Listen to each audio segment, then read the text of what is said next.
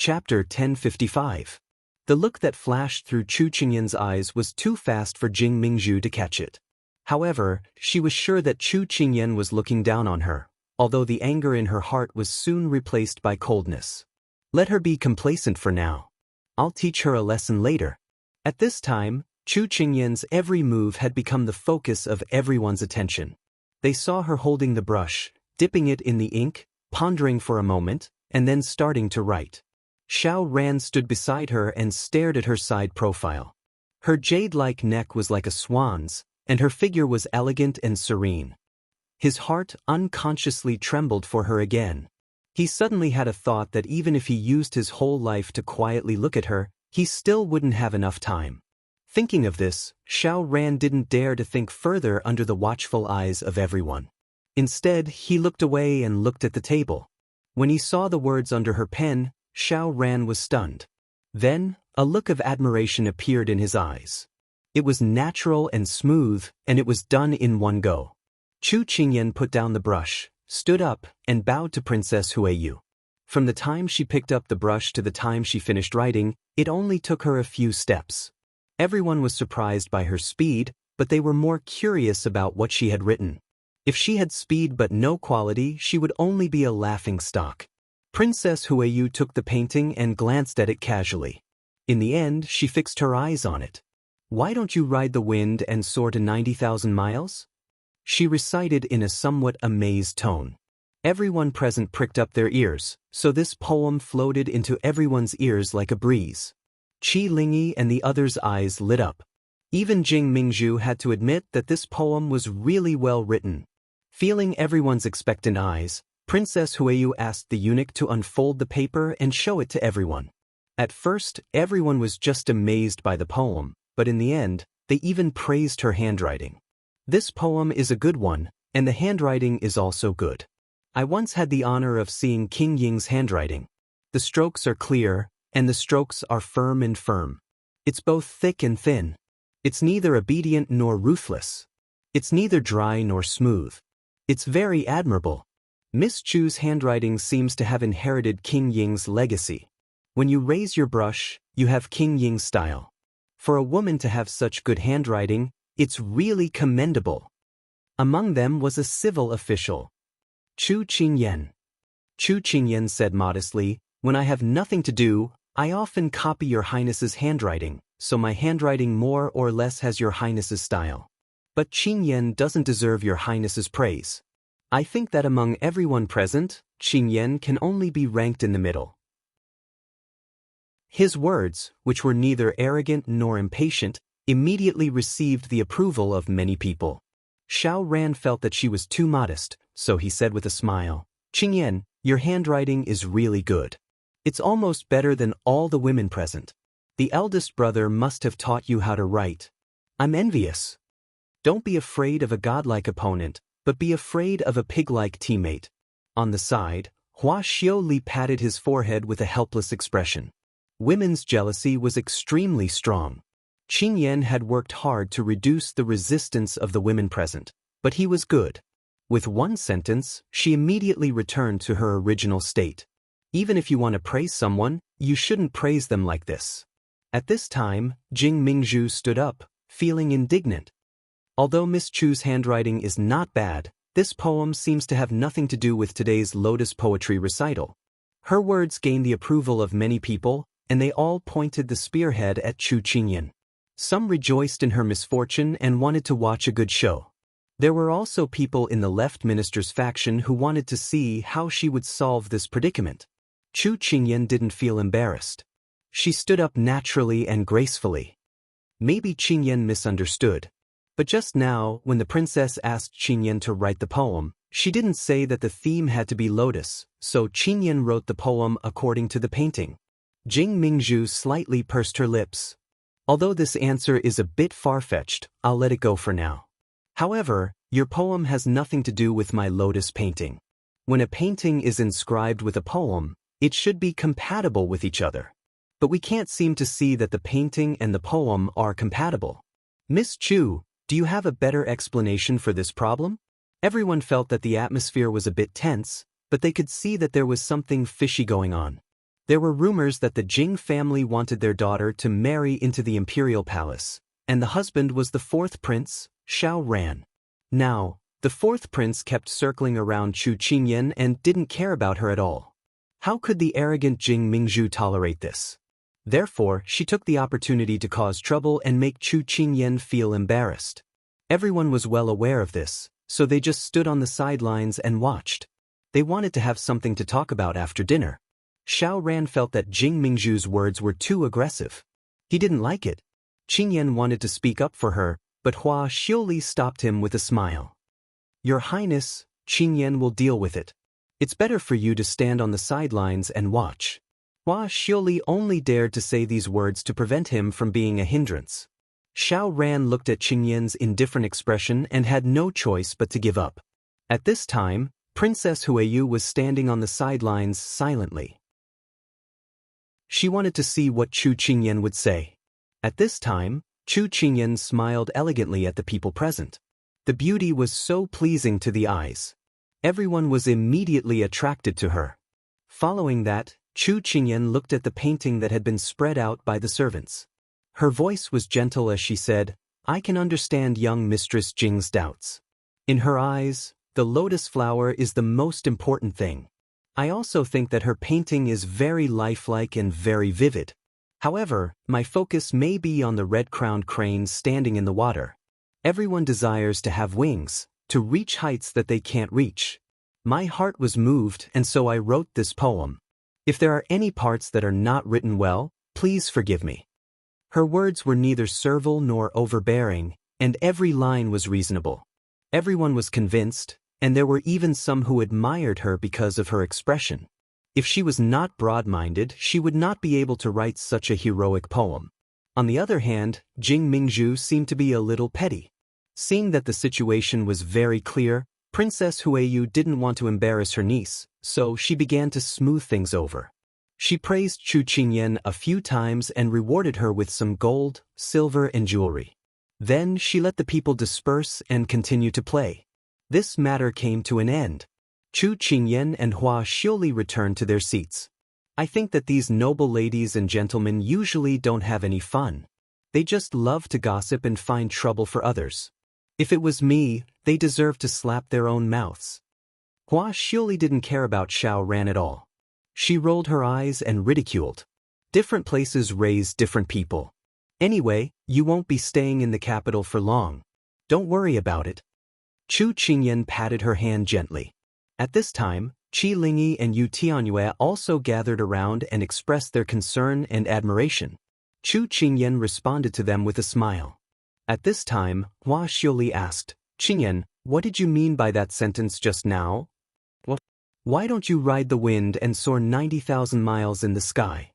She recalled. It means that you're very capable. Why don't you fly to the sky? Chu Qingyan replied very sincerely and innocently. Ha, I knew that with your temperament, you wouldn't let that Jing Mingzhu take advantage of you. Ha, why don't you fly to the sky? Ha, this sentence is really awesome. It's so funny. Hua Xiuli held her belly and laughed. Chapter 1056. With Chu Qingyan's explanation, Qi Lingyi and Yu Tianyue were both dumbstruck. Xiao Ran, on the other hand, had a look of surprise. He grinned and said, Qingyan, why do you have so many fallacious arguments? But when I hear it, I feel that it's very interesting. I can only say that you did it beautifully, cursing people without using any vulgarities. Chu Qingyan spread her hands, expressing her helplessness. There's no other way. Who told them to provoke me, so I can only fight back? Hua Xiuli gloated as she interjected, actually, if it wasn't for the fact that she didn't want to make too many enemies, Qingyan could be even more ruthless. Some people just think that they're high and mighty and can't see themselves clearly. They don't have the strength to back it up, so they only know how to put on airs and bully others in secret. That's really enough. To be honest, others say that all businessmen are evil, but at least we businessmen will cheat on the surface. I, Hua Xiuli, can be considered an open and above-board person. Chu Qingyan giggled when she heard this. She raised her hand and poked Hua Xiuli's head. Why do you always have a way to turn the topic around to praising yourself? It seems that not only are you open and above board, you also have a glib tongue. Esteemed Wang Fei, when doing business, you have to rely on your glib tongue to convince the other party and make them listen to you. You should understand this principle better than me. Wasn't I moved by someone's words in the past and now I'm working for you? Hua Xiaoli had an innocent expression as she began to complain. These words made Chu Qingyan not know whether to laugh or cry. They all laughed together. Jing Mingzhu looked at their table from afar and smiled. Her heart was filled with grief and indignation. What she wanted to see was Chu Qingyan's cowardice, but what made her disappointed was that not only did this person not lose her composure, she even won everyone's appreciation. This was called trying to steal a chicken only to end up losing the rice used to lure it. However, she had no other choice at this time. She could only watch as Chu Qingyan left victoriously, the resentment in her heart difficult to vent. Mingzhu lass, endure for now so that you can counterattack better in the future. This consort sees that Chu Qingyan is in the limelight too much. Going too far is as bad as not going far enough. There will always be someone who will help you deal with her. Princess Huiyu saw that her niece was in a bad mood. After thinking for a while, she held her hand and comforted her with a smile. Auntie, is what you said true? Jing Mingzhu asked anxiously. Princess Huiyu glared at her and said, When did Auntie lie? Princess Huiyu shook her head and said with a smile as she looked at her niece who was behaving like a girl. Then, she thought of something and said in a serious tone, Also, you silly girl, why are you looking at Chu Qingyan? She's already the King of England's fiancée, so she won't affect you. What you should be concerned about is the women around the fourth prince. Furthermore, the most important thing for you now is to make the fourth prince pay attention to you. You're really picking up sesame seeds and throwing away watermelons. As she said this, she raised her hand and poked her niece's forehead, feeling as if she expected better from her. Jing Mingzhu finally remembered this matter. At this time, she was embarrassed by her aunt's words. Auntie, what are you talking about? Why can't Mingzhu understand a single word you said? She knew that her niece was quick-witted and would understand. She just needed to make sure that she didn't overdo it. As for Chu Qingyan, she believed that, just like Xiao Su, she wouldn't have a good ending in the capital. As she thought of this, she slowly exhaled the turbid breath she had just breathed out. Time passed, and soon, it was time for the evaluation. Chu Qingyan casually drew a painting and another one in her sleeve. Then she handed it in. The result was just as she expected. She performed at an average level and didn't attract too much attention. She was relieved. Qing Jejia, I realize that your drawing speed is very fast. Your drawing style is also very unique. Why? Qi Lingyi thought about what words to use to describe it. Chu Qingyan finished her sentence. What you want to say is, why is your drawing so mediocre? Qi Lingyi pursed her lips and nodded. Is the sun big today? Chu Qingyan asked. Qi Lingyi didn't understand why she suddenly asked this question, but she still nodded honestly. It's big. Then is it dazzling? Chu Qingyan continued to ask. Qi Lingyi nodded again. That's right. No one appreciates a sun that's too dazzling. No one likes people who are too bright. So, don't overdo it and don't overdo it. Chu Qingyan tilted her head. Her expression was a bit mischievous. She didn't look like she was teaching others a lesson at all. But the twinkling smile in her eyes was so dazzling that people couldn't help but sink into it. Qi Lingyi looked at her smiling face in a daze. She admired her in her heart, but also felt a bit upset. You still have time to chat? Hua Xiao popped out of nowhere and gave them a fright. She giggled. I just heard a few servants say that a lot of good wine has been prepared for this poetry competition. It will be sent up later. I heard that it's this year's spring peach blossom wine. I have to try it. Otherwise, it'll be a waste of my time here. I know you like wine. I definitely won't fight with you over it later. Chu Qingyan said with a smile. Oh right, wasn't Xiao Ran still here just now? Why can't I see him now? Hua Xiao laughed mischievously. I just saw that Miss Jing circling around the fourth prince. I'm afraid she's entangled and can't get away now. I have a rumor. Do you want to hear it? Yu Tianyue came over mysteriously. Say it.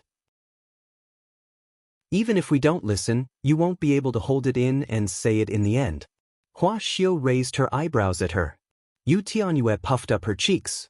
How could this person hit the nail on the head? But she really couldn't help but keep a secret. She whispered, I heard that Miss Jing might marry His Highness the Fourth Prince. Hua Xiao's expression was exaggerated.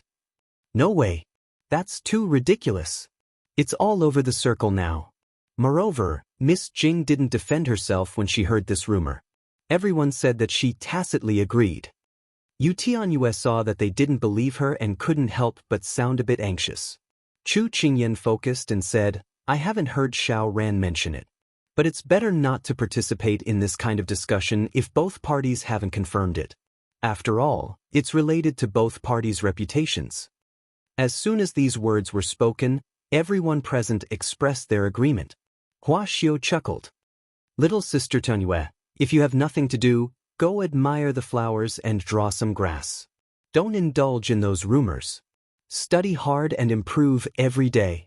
Yu Tianyue knew that the other party was right, but she hesitated and asked, what does improve every day mean?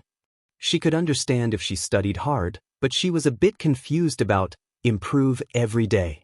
This was because she thought of the poem that Chu Qingyan had written for Jing Mingzhu. Could it be that she wanted her to ascend to heaven? Wasn't that scolding her? Hua Xiao let out an ah and scratched her head. She asked her friend, what does it mean? She had learned this from Qingyan. It means to work hard and be positive. Chu Qingyan shook her head and smiled. Only then did Yu Tianyue relax and accept Hua Xiao's advice. Just as they were talking, the words, here's the wine, attracted everyone's attention. Hua Xiao rubbed her fists and elbowed the person beside her, revealing her small sharp teeth. Last time, Your Highness stopped you from drinking with me. This time, you won't be able to escape.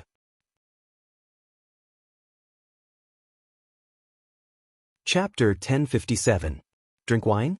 Chu Qingyan's first thought was that it was a good idea, but her conditioned reflex reminded her of Big Ice Cube's daily exhortations.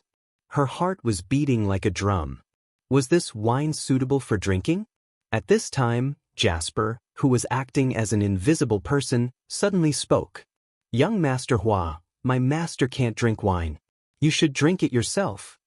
Before Hua Xiaoli could speak, Xining also advised, yes, His Highness doesn't allow my master to drink, especially outside. If she drinks, we will be scolded by His Highness when we go back. Hua Xiaoli glanced at her friend, who spread her hands helplessly. She couldn't help but curl her lips. It's not easy for the King of England to be gone, but you don't have the guts. What a disappointment. Chu Qingyan was amused. She stretched out a finger and shook it. Provocation doesn't work on me. Don't waste your time. Hua Xiaoli glared at her, feeling that she valued her lover more than her friend, and ignored her in a fit of anger.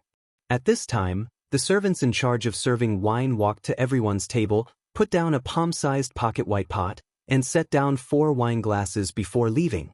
Everyone, try this peach blossom wine. The ingredients are all picked from this garden. The best winemaker in the capital helped to brew it. The wine is buried under the peach trees. It was just dug out today and hasn't been opened yet. It's very suitable for drinking and tasting at such a poetic moment. As soon as Princess Huiyu finished speaking, everyone who was eager to try immediately opened the lid. Suddenly, the air was filled with the intoxicating fragrance of peach blossoms. Just smelling it was enough to make people's pores open, and they couldn't wait to drink more. Everyone's face was filled with wine. Only Chu Qingyan's cup was filled with tea by Jasper. Chu Qingyan glanced at Qi Lingyi and Yu Tianyue next to her. Even in front of them, there was peach blossom wine with a clear color. She couldn't help but feel depressed. Just now, he had been mentally preparing himself to just drink tea. After all, it was all water and there was no difference in essence.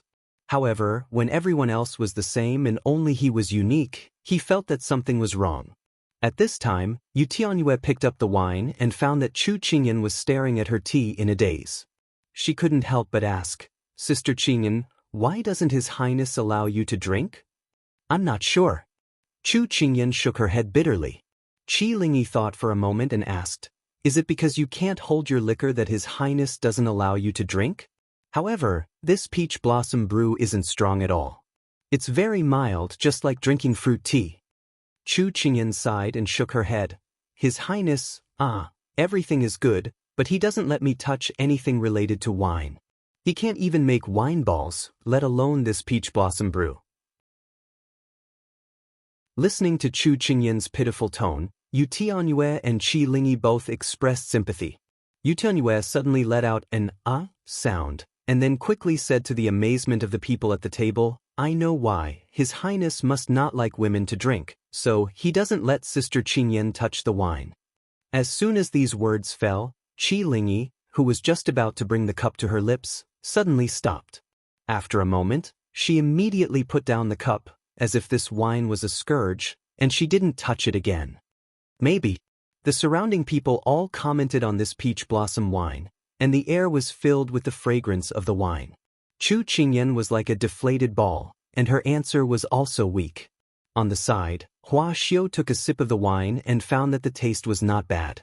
Out of the corner of her eye, she saw her friend's melancholy. Her eyes blinked, and then a cunning look flashed. At this time, her friend was chatting with Yu Tianyue, and Jasper was also chatting with Xining. Hua Xiao immediately put down the sleeve that had slipped down to her wrist. Her long arms stretched out, and the long sleeve in front of her friend brushed past the cup in front of her. When she left, the cup was still in its original place. But if one looked carefully, they would find that in the blink of an eye, the peach blossom wine had been replaced with tea. Since childhood, she treated the casino as her home, and all kinds of games were nothing to her, not to mention this kind of method. Hua Xiao felt proud in her heart, thinking about how her friend would look when she drank it. However, she felt a gaze on her body. She frowned and unexpectedly looked back, just in time to meet Qi Lingyi's evasive gaze. Hua Xiao was a veteran in the business world. Every movement of hers had her own imposing manner, so she could suppress those old and cunning partners or opponents. So that glance just now made Qi Lingyi's heart tremble slightly, and she bit her lips with fear in her heart. Seeing that it was her, Hua Xiao dispersed the imposing manner in her eyes. She did not notice that something was wrong with her, and winked at her, indicating that she should keep it a secret and not tell Qingyan. Qi Lingyi understood her meaning after a while and nodded without thinking. Originally, she did not want to tell Chu Qingyan. If what Tianyu guessed was true, then wouldn't the drunk Chu Qingyan be tired of the King of England? But when Hua Xiao withdrew her gaze with satisfaction, Qi Lingyi's heart began to feel conflicted. How did she become like this? Why did she have the thought of gloating? At this time, Chu Qingyan and Yu Tianyue's mouths were dry from talking, and they picked up the cup and drank it without looking at it. The mellow taste entered their throats. At first, it was slightly sour, but in the end, it was sweet, and the fragrance lingered in their lips and teeth. Chu Qingyan instantly widened her eyes. "This is the first time I've drunk this kind of tea. The taste is very unique. Jasper, give me another cup." After saying that, Hua Xiao held her belly and laughed, which made Chu Qingyan puzzled. "Tea? You can't even distinguish between wine and tea? Your tea is with me." Hua Xiao laughed until tears came out of her eyes, and she raised the cup in her hand and shook it at her. Chu Qingyan's mouth twitched. "You changed my cup?" Jasper and Xining stared blankly at Hua Xiao, their eyes filled with shock. Hua Xiao nodded generously. "That's right.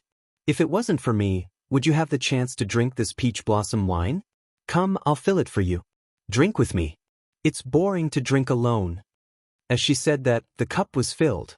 Jasper and Xining didn't even have the time to stop her. Chu Qingyan looked at the fragrant wine and struggled in her heart. But at this time, Hua Xiao picked up the cup and stuffed it into her hand. "In any case, you've already drunk it, so this cup won't make any difference.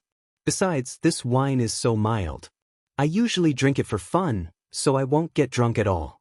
Also, your Highness won't find out. I can guarantee you, so you can rest assured." Chu Qingyan thought that's the case. The barrier in her heart suddenly broke through, and she no longer held back. She raised her cup and clinked it with her good friends, and then drank it in one gulp. Hua Xiao was a little uncomfortable with her forthright manner. Although she felt that her good friend's expression was a little strange after drinking the first cup, she didn't think much of it and happily drank it. Xining and Jasper silently reflected on their mistakes. It would be hard to explain when they went back.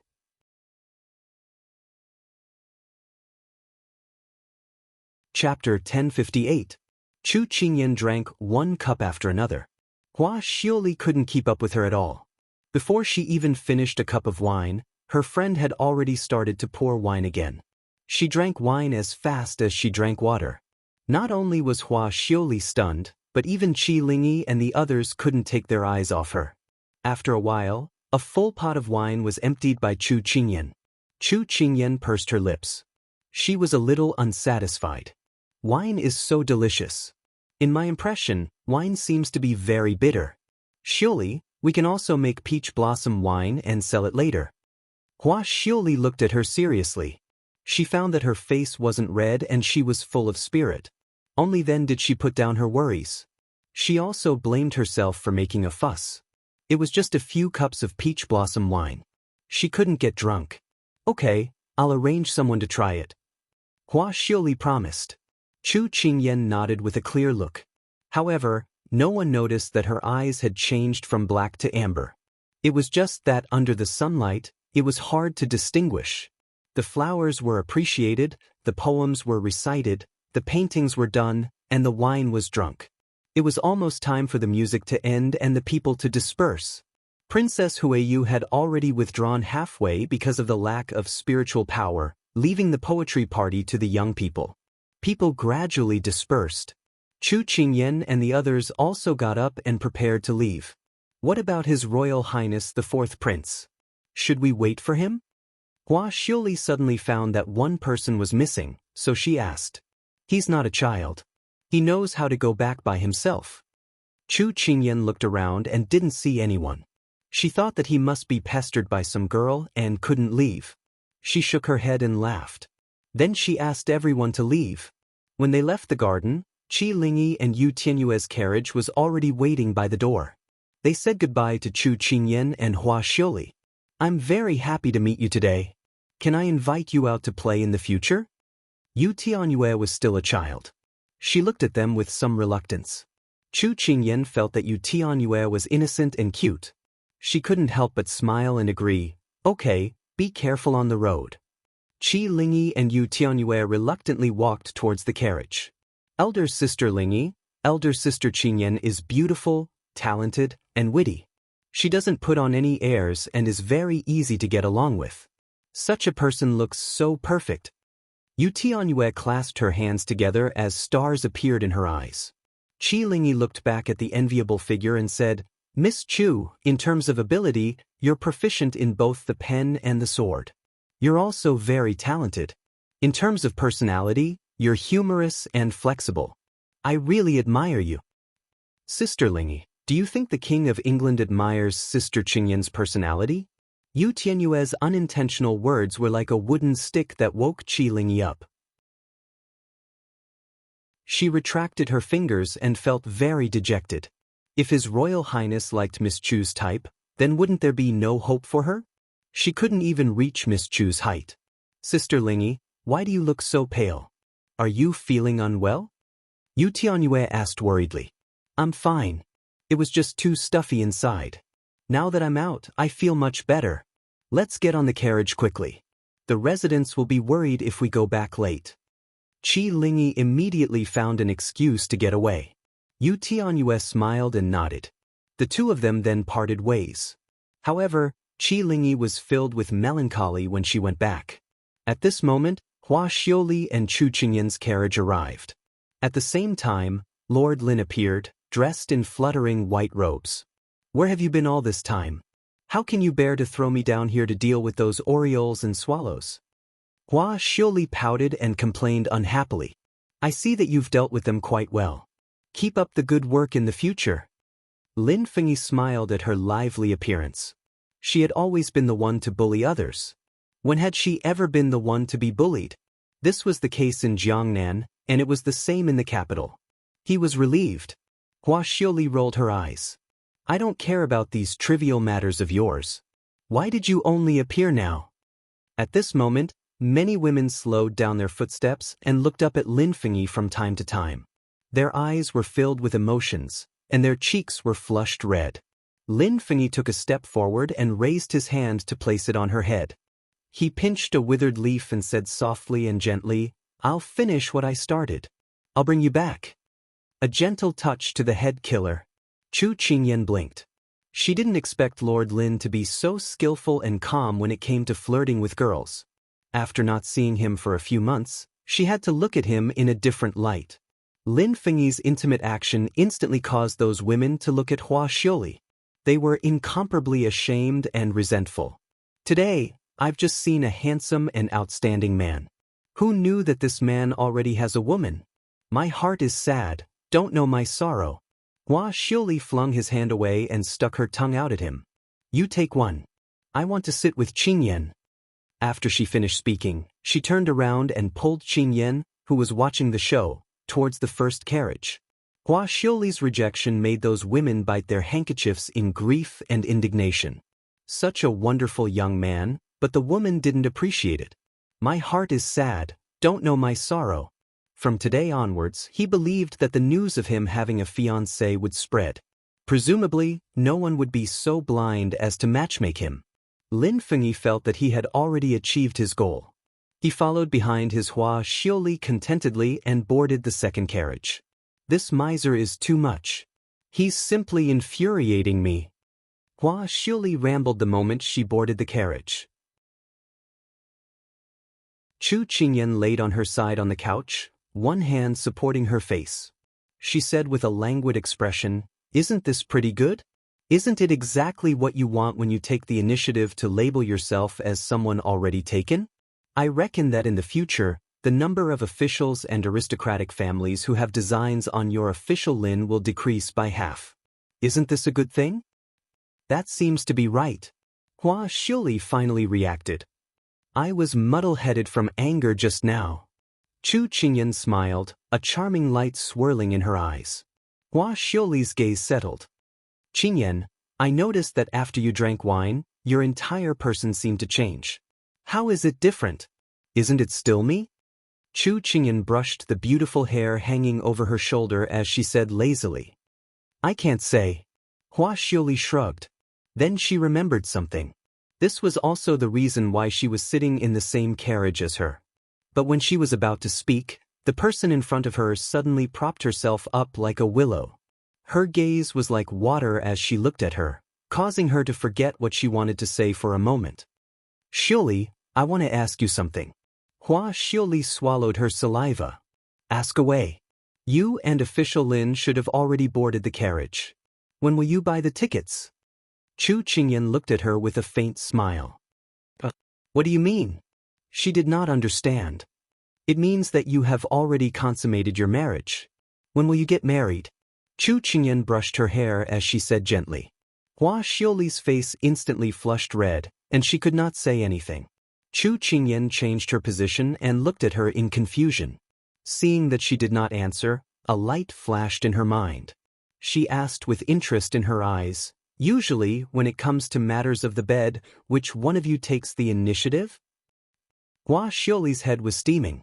"I feel that it is not bad for a girl to take the initiative occasionally. It adds to the fun. What do you think?" Hua Xiuli turned into a tomato. "Xiuli, why aren't you saying anything? Why is your face so red?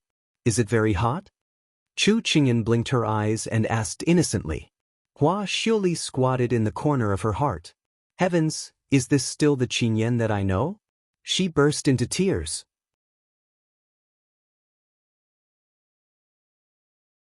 Chapter 1059. Qingyan, are you sure you're fine after drinking? You're not drunk at all? Hua Xiu poked her head out from the corner and carefully probed. Don't you think I'm fine? Do I look drunk? Besides, drunk people won't admit that they're drunk. Are you stupid? Chu Qingyan rolled her eyes and ridiculed. Hua Xiu secretly thought about it and found that it was indeed the case. Are you usually on top or bottom? Chu Qingyan winked at her. It was yet another shocking sentence. Hua Xiu swallowed a mouthful of saliva. She who was usually smooth with her words did not know what to say at this moment. What's there to be embarrassed about? Let me tell you, actually is very normal. It's just a pity that I haven't eaten my big ice cube yet. Chu Qingyan's tone seemed to carry some regret. These words completely caused Hua Xiaoli to collapse. Qingyan, little ancestor, don't say any more. Are you sleepy? Do you want to close your eyes and sleep for a while? Hua Xiao was already at a loss from her continuous shocking questions. At this moment, she regretted letting her good friend drink wine. It turned out that the drunk Qingyan was completely different from her usual self. It was as if she was a completely different person. Not only was she black-bellied, she also made people unable to resist her. No wonder the King of England did not let her touch wine. There was a reason for it. Her heart was filled with regret. Chu Qingyan waved her hand as if she saw through her thoughts. Her entire body softly leaned against the wall of the carriage and her lips hooked up into a smile. Xiao, don't be afraid. I won't eat you. I'm not afraid that you'll eat me. I'm afraid that I'll be killed by your highness sword at the door. Also, don't smile at me so evilly. My nose is about to bleed. Hua Xiao covered her nose, afraid that she would lose her composure. She couldn't blame her poor self-control. It was because the person in front of her was like a rose bewitching charm, like a fairy. Every frown and smile had a strong charm. What was even more hateful was that this person was completely unaware of her own charm. She thought that if she were a man, she probably wouldn't have been able to resist long ago. Chu Qingyan supported her chin with one hand. Her eyes were as clear as water as she smiled slightly. My big ice cube isn't that violent, but he might throw you into the Fuli mountain range to mine. The corners of Hua Xiaomei's eyes twitched. Just as he was about to say something, the carriage suddenly stopped. According to the schedule, they would not arrive at the prince's mansion so soon. Hua Xiaomei could not help but frown. Chu Qingyan also restrained some of her impudence and said in a light tone, "What happened?" "Master, it's His Highness the Fourth Prince." Jasper replied from outside the curtain. As if to confirm Jasper's words, Xiao Ran's voice sounded. "Qingyan, it's me, Xiao Ran. When I returned to the courtyard earlier, you had already left. Didn't I immediately rush over here?" A slightly panting voice sounded.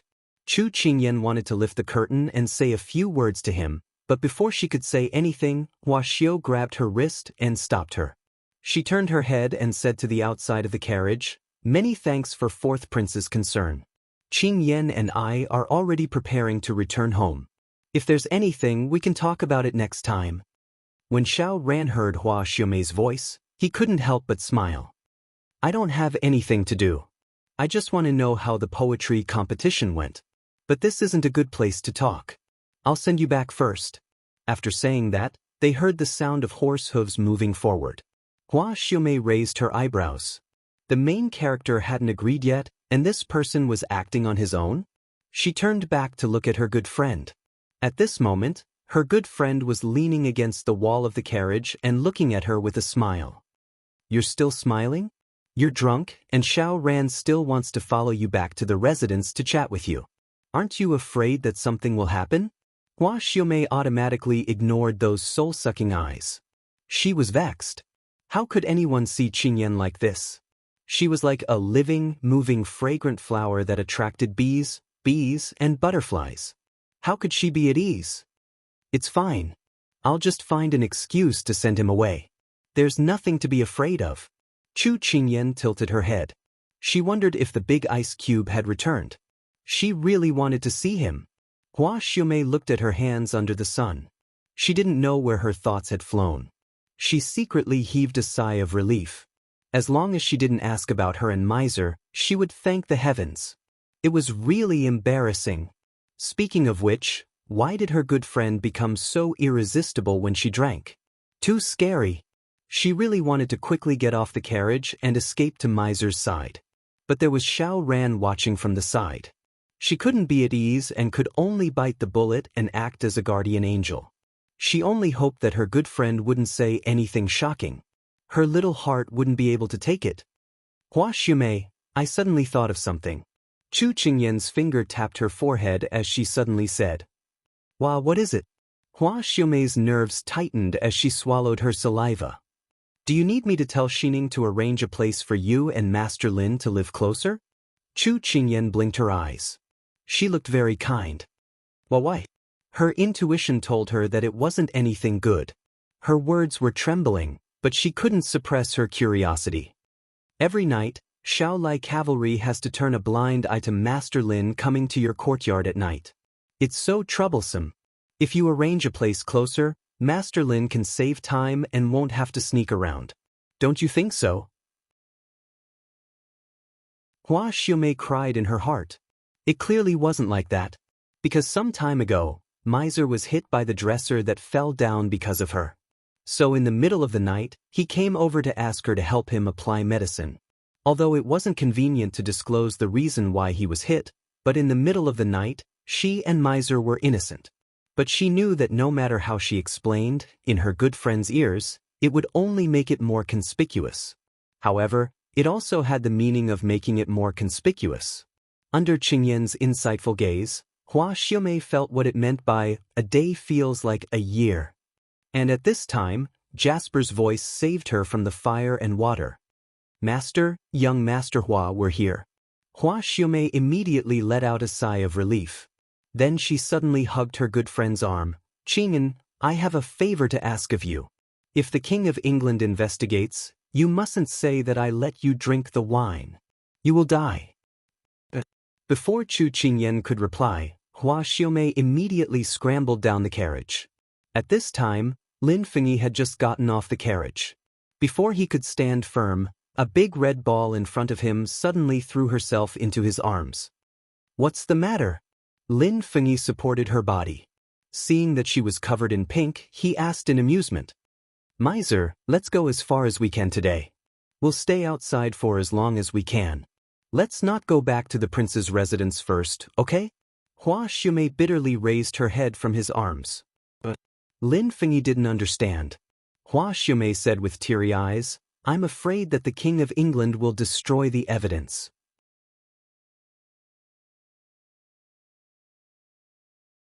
Chapter 1060. What bad things did you do this time?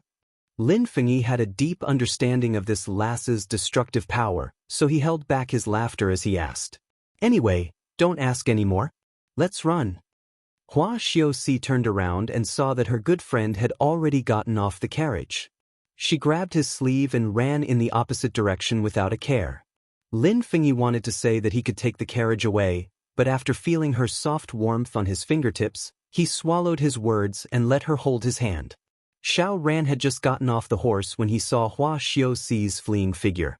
He was a bit puzzled. What's wrong with Miss Xiaoxi? Maybe she's shy. Chu Qingyan laughed softly, feeling that it was very amusing. Her voice seemed to be wrapped in sugar, causing Xiao Ran to involuntarily turn his eyes to look at her. The person in front of him had black hair and red clothes. She was as beautiful as a flower, giving him a different feeling from before. It was as if when he saw her, his heart would beat very fast. Chu Qingyan was about to step up the steps, but she felt a gaze staring at her. She raised her eyebrows and turned around, coincidentally meeting Xiao Ran's gaze. She blinked in confusion. Why are you looking at me like that? Is there a flower on my face? He really wanted to answer. In his eyes, she was like a blooming flower. No. Xiao Ran awkwardly looked away and stammered. Chu Qingyan shrugged. When she was about to step up the steps, she turned around and looked at Xiao Ran indifferently. I drank some wine just now, so I'm not feeling very well. If there's nothing else, you can go back first. I'll entertain you later. When Xiao Ran heard that she was not feeling well, his tone became a bit anxious. Do you want me to call an imperial physician to take a look at you? Chu Qingyan laughed softly. It's not a big matter. There's no need to make such a big fuss. Go back slowly. After saying that, she waved her hand at him. Xiao Ran thought that he was making a fuss over nothing. He nodded and watched her enter the residence before turning around to leave. On the way back, Xiao Ran's mind was still filled with the beautiful woman's fluttering clothes. Suddenly, he came to his senses. He finally realized what was different about Qingyan just now. It was the look in her eyes. Although she was smiling, There was a feeling that she understood the world and kept people 1,000 miles away. He couldn't help but feel a little disappointed. He hoped that this was just an illusion and not real. Xining followed behind her mistress and asked hesitantly, "Mistress, did you want to send the fourth prince away just now?" Because she didn't feel that her mistress was feeling unwell all the way here. Not stupid. Chu Qingyan reached out to pinch her face and praised her with a smile. She felt that it felt good, so she pinched her face a few more times.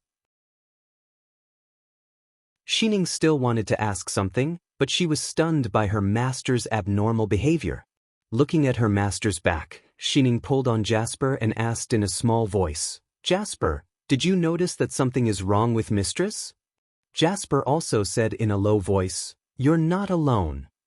It seems like after drinking, mistress has become a different person. Whether it's speaking or doing things, there's an indescribable feeling. But it doesn't seem like she's drunk." Xining tried hard to think of a way to describe it. Jasper nodded in agreement.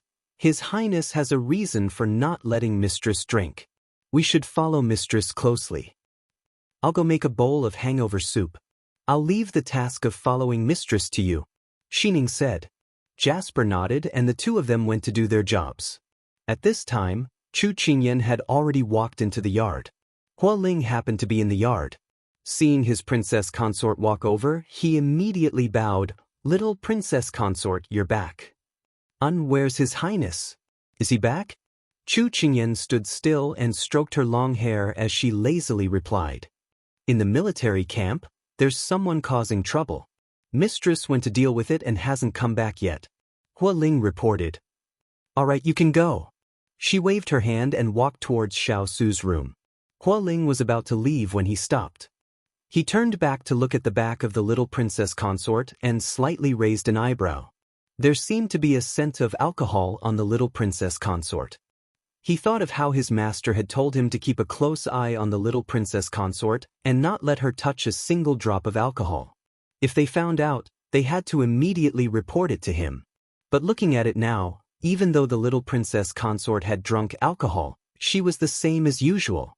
He thought that there shouldn't be anything wrong, so he didn't immediately send someone to report to his master. Thinking that he still had important matters to take care of, he immediately turned to leave. Chu Qingyan had just walked up the stairs when she saw Hong Yi and Lve coming out of the room. "Greetings to Princess Consort." Hong Yi and Lve bowed in greeting. Chu Qingyan nodded and prepared to enter. At this time, Hong Yi stepped forward and blocked Chu Qingyan's path. She said with a serious expression, "Princess Consort, Lord hasn't come back yet. Are you going back to your room to rest first?" Chu Qingyan stood in place and raised an eyebrow. It turned out that this Yatu was challenging her. "His Highness said that his things are my things, so his room is my room. I'm just sleeping in my own room. Why do you have so many questions?" Chu Qingyan lazily replied with a half-smile on her lips. With such a righteous reason and such a straightforward question, Hong Yi felt as if she couldn't hold on to her face any longer. "But you and Lord haven't officially married yet. It's not right for you to casually enter Lord's room like this, and it will ruin your reputation. It's better for you to wait for Lord to come back before you find him." Even though she was trembling with anger right now, she relied on the ability to keep her composure that she had cultivated over the years to be able to smile and finish speaking at this time. Jasper stood to the side and couldn't keep listening. This Hong Yi was really looking for trouble. Her hands itched and she really wanted to throw this person out of the yard. "Hong Yi, you're becoming more and more daring." The low and gentle words and the trace of pressure in the laziness seemed to wrap around everyone present, making them unable to move at all. The atmosphere instantly became cold. Lve, who was standing to the side without saying anything, could feel the coldness in the air. In this kind of sunny day, it actually made people want to rub their arms. Jasper stopped the impulse to move forward because she could feel the faint coldness coming from her master's body. She knew that she didn't need to do anything at this time. This servant doesn't dare. Hong Yi gritted her teeth and endured the waves of coldness that came from the bottom of her feet. "Don't dare?" Chu Qingyan gave her a mocking look. "In this king's palace, is there anything you don't dare to do? Do you think that I can't see what you're doing behind my back? I just feel that you're a smart person. When I took your power, you should have repented and not become worse. If it wasn't for the fact that you've dedicated 10 years of your life to the king's palace, I wouldn't have let a piece of rat poop spoil the entire pot of porridge. Lve and Jasper were also like this. Hong Yi was frozen in place by her words.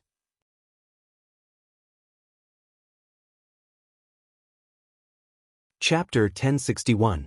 Chu Qingyan's words not only shocked Hong Yi, even Lve was shocked. It was like it was the first time she had seen this kind of Wang Fei. She didn't have her usual smiling and easy to talk to. She smiled gently, but her words were sharp and to the point. She was like a rose with thorns. Anyone who wanted to pick it would have to bear the sharp thorns. At this time, Chu Qingyan came close to Hong Yi and unexpectedly reached out to touch her face.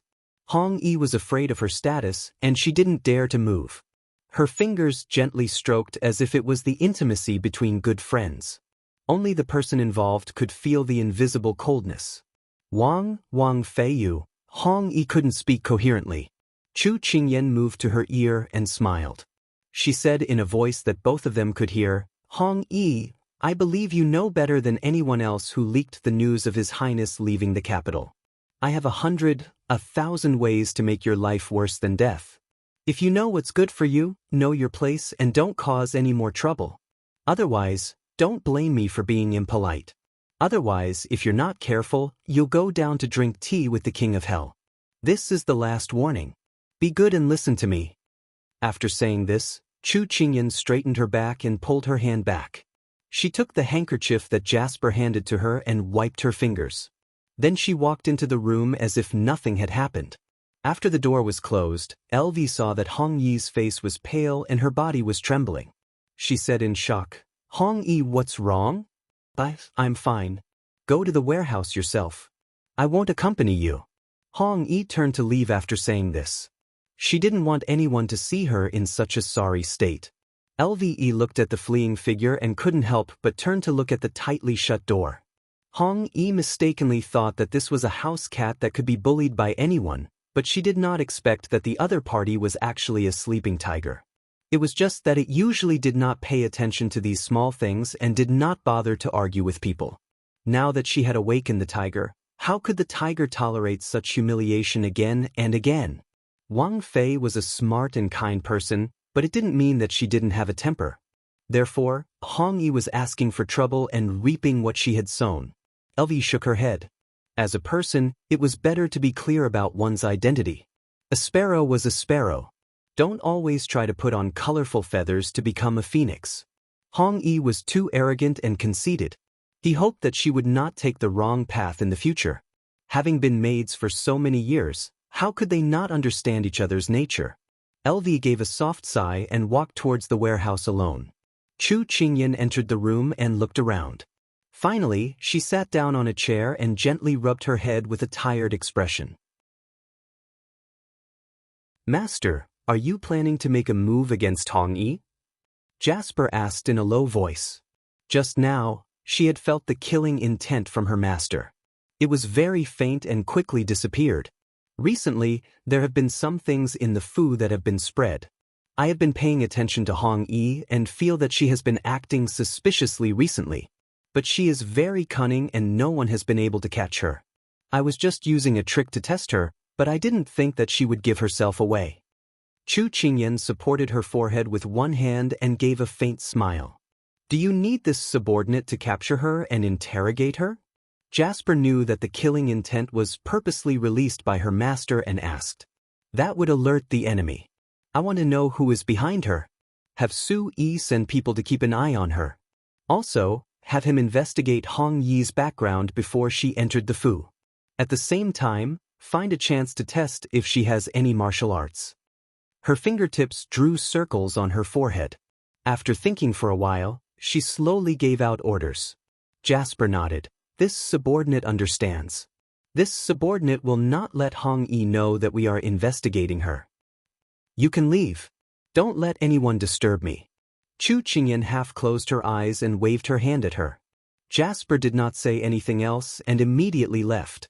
She closed the door and stood guard by the door to prevent anyone from disturbing her master's rest.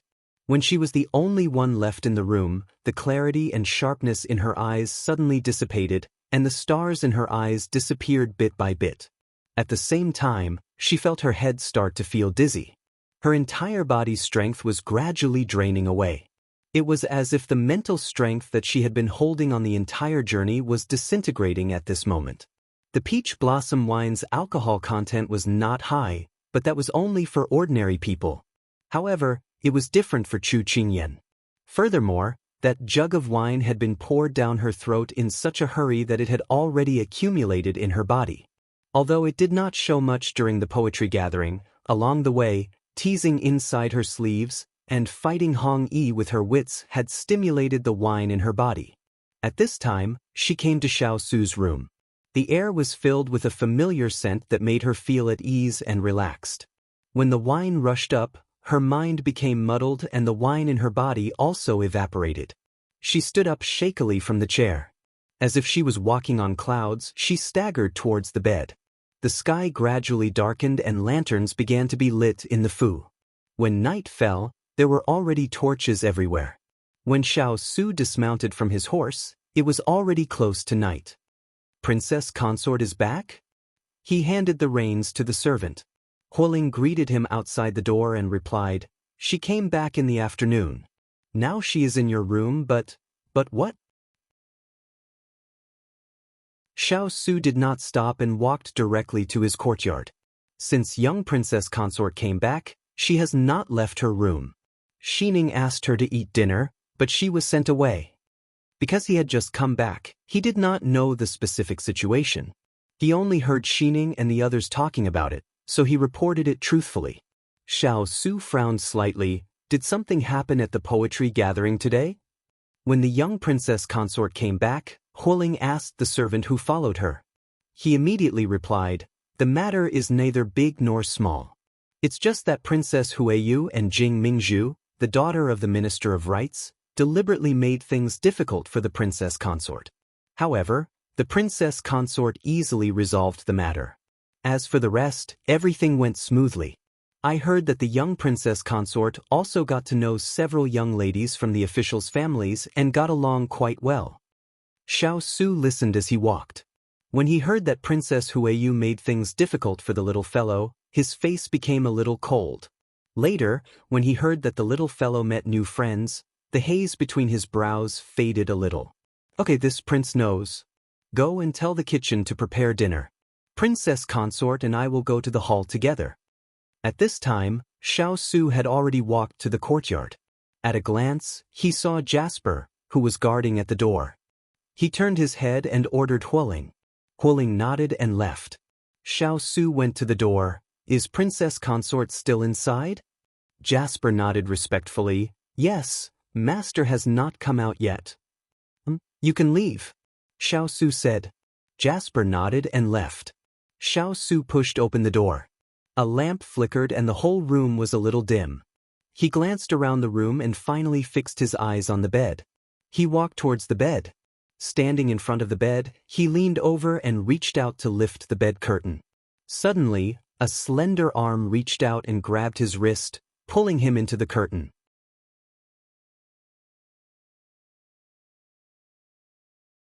Chapter 1062. This sudden turn of events made Xiao Su instinctively want to make a move. However, when he saw that pair of clear eyes in the dim light, Xiao Su immediately stopped. This pause made him unable to stabilize himself. Coupled with the pull of her arm, his entire body fell towards her. In order not to hurt her, Xiao Su immediately changed his angle in midair. When he landed, his hands pressed on both sides of her body to support his body. His black hair fell and pressed against her black hair as if they were one. "Why did you sneak attack me without saying anything? If I didn't see clearly that it was you and made a move on you, the consequences would be very serious." He had just returned from the military camp and taught that brat a lesson. The evil aura around him had not dissipated. If he had not reacted quickly, the little fellow would have been affected by him. In her words, there was a helpless and doting reprimand. Perhaps Xiao Su himself didn't notice, but when he saw her, The cold air around him slowly melted like dewdrops in the morning under the first rays of the morning sun. Chu Qingyan smiled innocently at him. The hand that was holding his wrist just now stuck to his arm and slowly moved up. Like a vine that was constantly growing, it wrapped around his arm bit by bit. She could feel that under his clothes, the tight and bursting muscles that possessed the charm of a man. Her fingers reluctantly circled around his shoulder, and at the same time, her other hand circled around his neck. When that soft and seemingly boneless arm wrapped around him, he felt that the skin that she had rubbed against was burning like a flame, but it was like a green grass, scratching at his heart and lungs in the water where the bottom of the water could be seen. At this moment, the two of them were facing each other and were very close. As long as one of them bent down or raised his head, he would be able to touch the other's lips. Chu Qingyan did the same. Her voice was as charming as silk. "I just wanted to give you a surprise." As soon as she finished speaking, she lifted her body and pressed her lips against his. He suddenly trembled. She mischievously stuck out her tongue and traced the beautiful shape of his lips. Xiao Su was teased by her, and his body started to heat up from the inside out. However, his rationality prevailed. He tilted his head slightly and avoided her lips. Chu Qingyan, who had failed to get what she wanted, licked her lips and glared at him unhappily. Xiao Su knew that she was unhappy, but he was more puzzled. How did the little girl become like this after going out for a while? However, because of the wine she drank today, she could no longer smell it. However, the wine accumulated in her body and became more and more fragrant, making her unable to control herself. She persevered, preparing to approach him again. Seeing this, Xiao Su wanted to get up, but ignored the vine-like hands wrapped around his neck. He had no choice but to stretch out his hand to support her. However, the bottom of the quilt was smooth, and his hand slipped. Coupled with the weight of the little fellow, he fell awkwardly onto the bed. As for the person who was hanging on his body, because of his slip, her whole body was stuck to his body like soft mud. So Big Ice Cube likes the position below. Her hands were on his shoulders, and her hair was like ink that fell on both sides of his shoulders. Her eyes were charming like silk, and the words she said made the person below her tense up. However, she was able to maintain an innocent and pure appearance, not feeling that she had said anything embarrassing. Xiao Su was lost in her charm. He couldn't help but raise his hand to caress her beautiful face. However, he stopped in midair and narrowed his eyes. "You drank."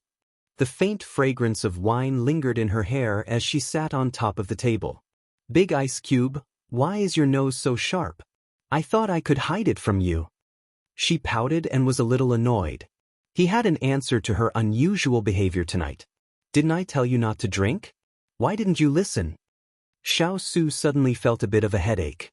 Every time she touched wine, her temperament would change and she would be completely different from her usual self. "I didn't do it on purpose.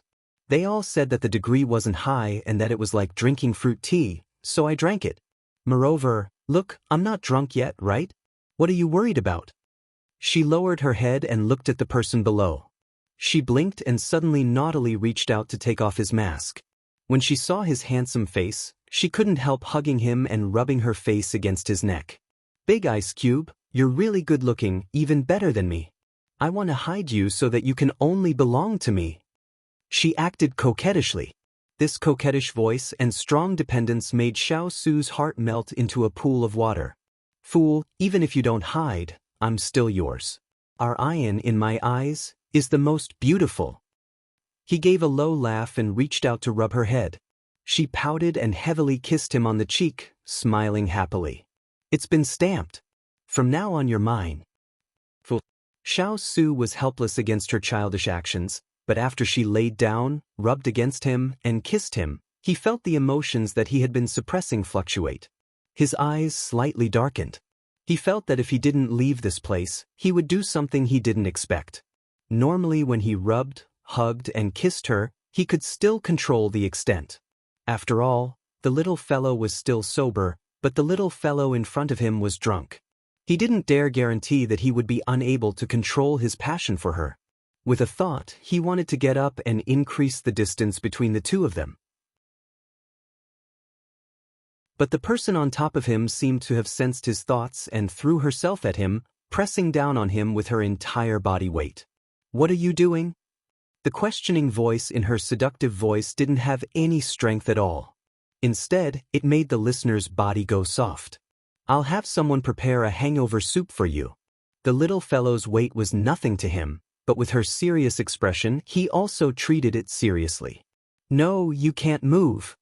She approached him, the tip of her nose touching his as she fiercely threatened.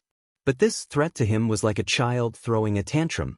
It was just a bluff, he didn't put it in his eyes at all. "You're not allowed to laugh, be serious." She saw the smile on his face. It was so beautiful that she was about to be lost in his smile.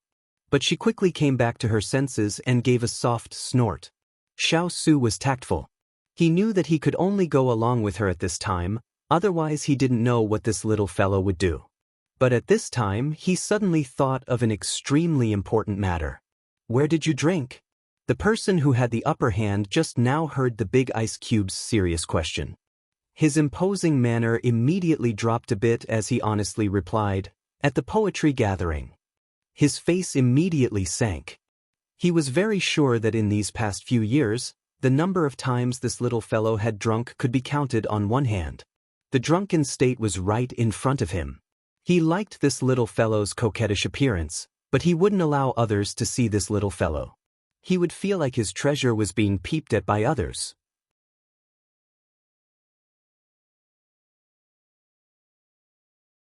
Chapter 1063.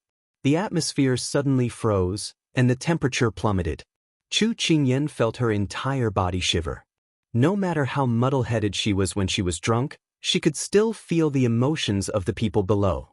She held his face with both hands, blinked her eyes, and asked softly, "Big Ice Cube, are you angry?" "Ian, what did you do after you drank at the poetry gathering?" He looked at her seriously. Chu Qingyan shook her head. "I finished the whole pot of wine. Xiao only drank a few cups, and then we came back, but what?" His voice tightened. She was oblivious to the change in him as she was immersed in what happened in the afternoon. She smiled proudly. "I flirted with Xiao in the car and lied to her that I would arrange her room in the same place as official Lin's. She was so scared that she almost cried. He, Big Ice Cube, you didn't see how Xiao looked at that time. She looked like a cooked prawn, very, very red. She always teases you. What you did was exactly what I wanted." Xiao Su did not feel that there was anything wrong with her teasing her friend. Instead, he admired it. If Lin Fengyi knew that he was such a good friend, he would probably vomit blood. However, at this moment, in his eyes, the little fellow in front of him had rosy skin. The silver-red clothes on her body were like a red prawn shell wrapped around her body, making him want to eat to his heart's content. "Alright, we also met Xiao Ran on the way back." As soon as she finished speaking, she felt the hand holding her waist tighten. She puffed up her cheeks. "Big Ice Cube, what's wrong with you? Did you do anything inappropriate to Xiao Ran? Like how you're treating me now." He couldn't be blamed for having such thoughts. It was just that after the little fellow got drunk, she was really too abnormal. He was afraid that if he wasn't by her side, she would do something abnormal. No matter who it was, she would pounce on them. When Chu Qingyan heard this, she suddenly buried her head in his shoulder, her shoulders twitching. Before Xiao Su could understand the meaning of her actions, he heard her uncontrollable laughter. "Big Ice Cube, are you jealous?" She looked up and laughed happily, her eyes sparkling. Xiao Su couldn't help but raise his head and bite her lips as punishment. He was worried, but she was laughing without a care in the world. Chu Qingyan felt a sharp pain on her lips as she moaned softly. Not to be outdone, she wanted to kiss him on the lips. Her entire body was moving around on top of him, causing a small flame to ignite in his body. Xiao Su felt that he could not go on like this. He steeled his heart and avoided her lips. That pink and moist lips brushed past the corner of his mouth and slid to his ear. He trembled slightly and instantly got up, wanting to leave. In fact, he should be happy for such a passionate person, but he sighed because every time this little fellow woke up, she would not remember anything. If he really went along with her wishes when she was drunk, If she regretted it when she woke up, then he would not be able to bear it. Rather than that, he might as well not respond to her passion. When the time came, when it was justified, then he would eat her up. Wouldn't that be better? However, the little fellow was even more clingy than he thought. Her hands were tightly wrapped around his neck. When he got up, her whole body followed him, like a sloth hanging on his body. She smiled proudly. "You want to get rid of me? No way, I want to rely on you for the rest of my life." Xiao Su, who was suffering from the torture of ice and fire in his body, couldn't help but laugh when he heard her childish words. "You can rely on me for a lifetime, 2 lifetimes, or even forever. But now, before you wake up, I won't do anything to you. So be good, be obedient, lie on the bed, and don't move around." When she heard this, she felt a little indignant. "Who said I'm not awake? I'm awake. I know who I am, and I know who you are. Let me tell you, although I'm very happy that you were jealous just now, I want to explain it to you." Xiao Su looked at her. "Speak?" At this moment he could only follow her wishes and listen to her. He would find another opportunity to make her obediently lie on the bed. She curled her lips, then said in all seriousness, "Although I can't control my actions when I drink, as if something in my body has been released, my thoughts are very clear. I know that I will only have this kind of feeling when I'm facing you. If it's in front of others, Chu Qingyan, will still be the same. I won't pounce on a man whenever I see one." She paused, her eyes sparkling as she looked at him. She leaned forward and kissed him, then said in a playful and serious tone, "The only person I've always been thinking of, the only person I want to pounce on, is you. I don't care about anyone else at all. The only person I've always been thinking of, the only person I want to pounce on, is you. The only person I want to pounce on, is you. Only you." This sentence kept echoing in Xiao Su's ears. He was a little surprised. "You mean you're only like this towards me? Of course, my eyes can only accommodate you. How can I have the mood to look at anyone else?" She harumphed. Big Ice Cube was too stupid to actually let his imagination run wild. After she finished harumphing, a sense of satisfaction surged in her heart. This Big Ice Cube was really cute. "Then I'm relieved. But don't drink recklessly in the future. You're making people worried." He raised his hand and stroked her long hair. The soft strands of hair twined around his fingertips, making him feel at peace. Today, she was much better than the past few times. At least she could talk to him soberly. It was different from the past few times when she clung onto him, so he could calm down and talk to her. "Big Ice Cube, I like it when you're jealous. It's different from usual. It's not so abstinent and cold, as if there's a spark in the world." She bit her finger and looked at him. "Silly." He chuckled lightly. In front of him was the woman he had always been thinking of and doting on in his heart. As long as she looked at him, moved, or approached him, he would instantly lose his mind and reveal his true self. And he was willing to reveal his true self to her. Because she was his deep love. "You always say that I'm silly, but even if I'm silly, the goods are already sold and there's no return. It's too late for you to regret it. But do you want to open the box and check it now?" She wriggled her body and sat on his body. Her hands turned into vines again and wrapped around his body. "Iron." Xiao Su's body trembled. The waves in his body that he had deliberately ignored earlier began to become restless because of her proximity. "Big Ice Cube, don't worry. I only like you. Then shouldn't we get down to business?" She put her hands on his shoulders and moved closer to his eyes. She breathed out and said with a charming look, "So, can you take off your clothes now?"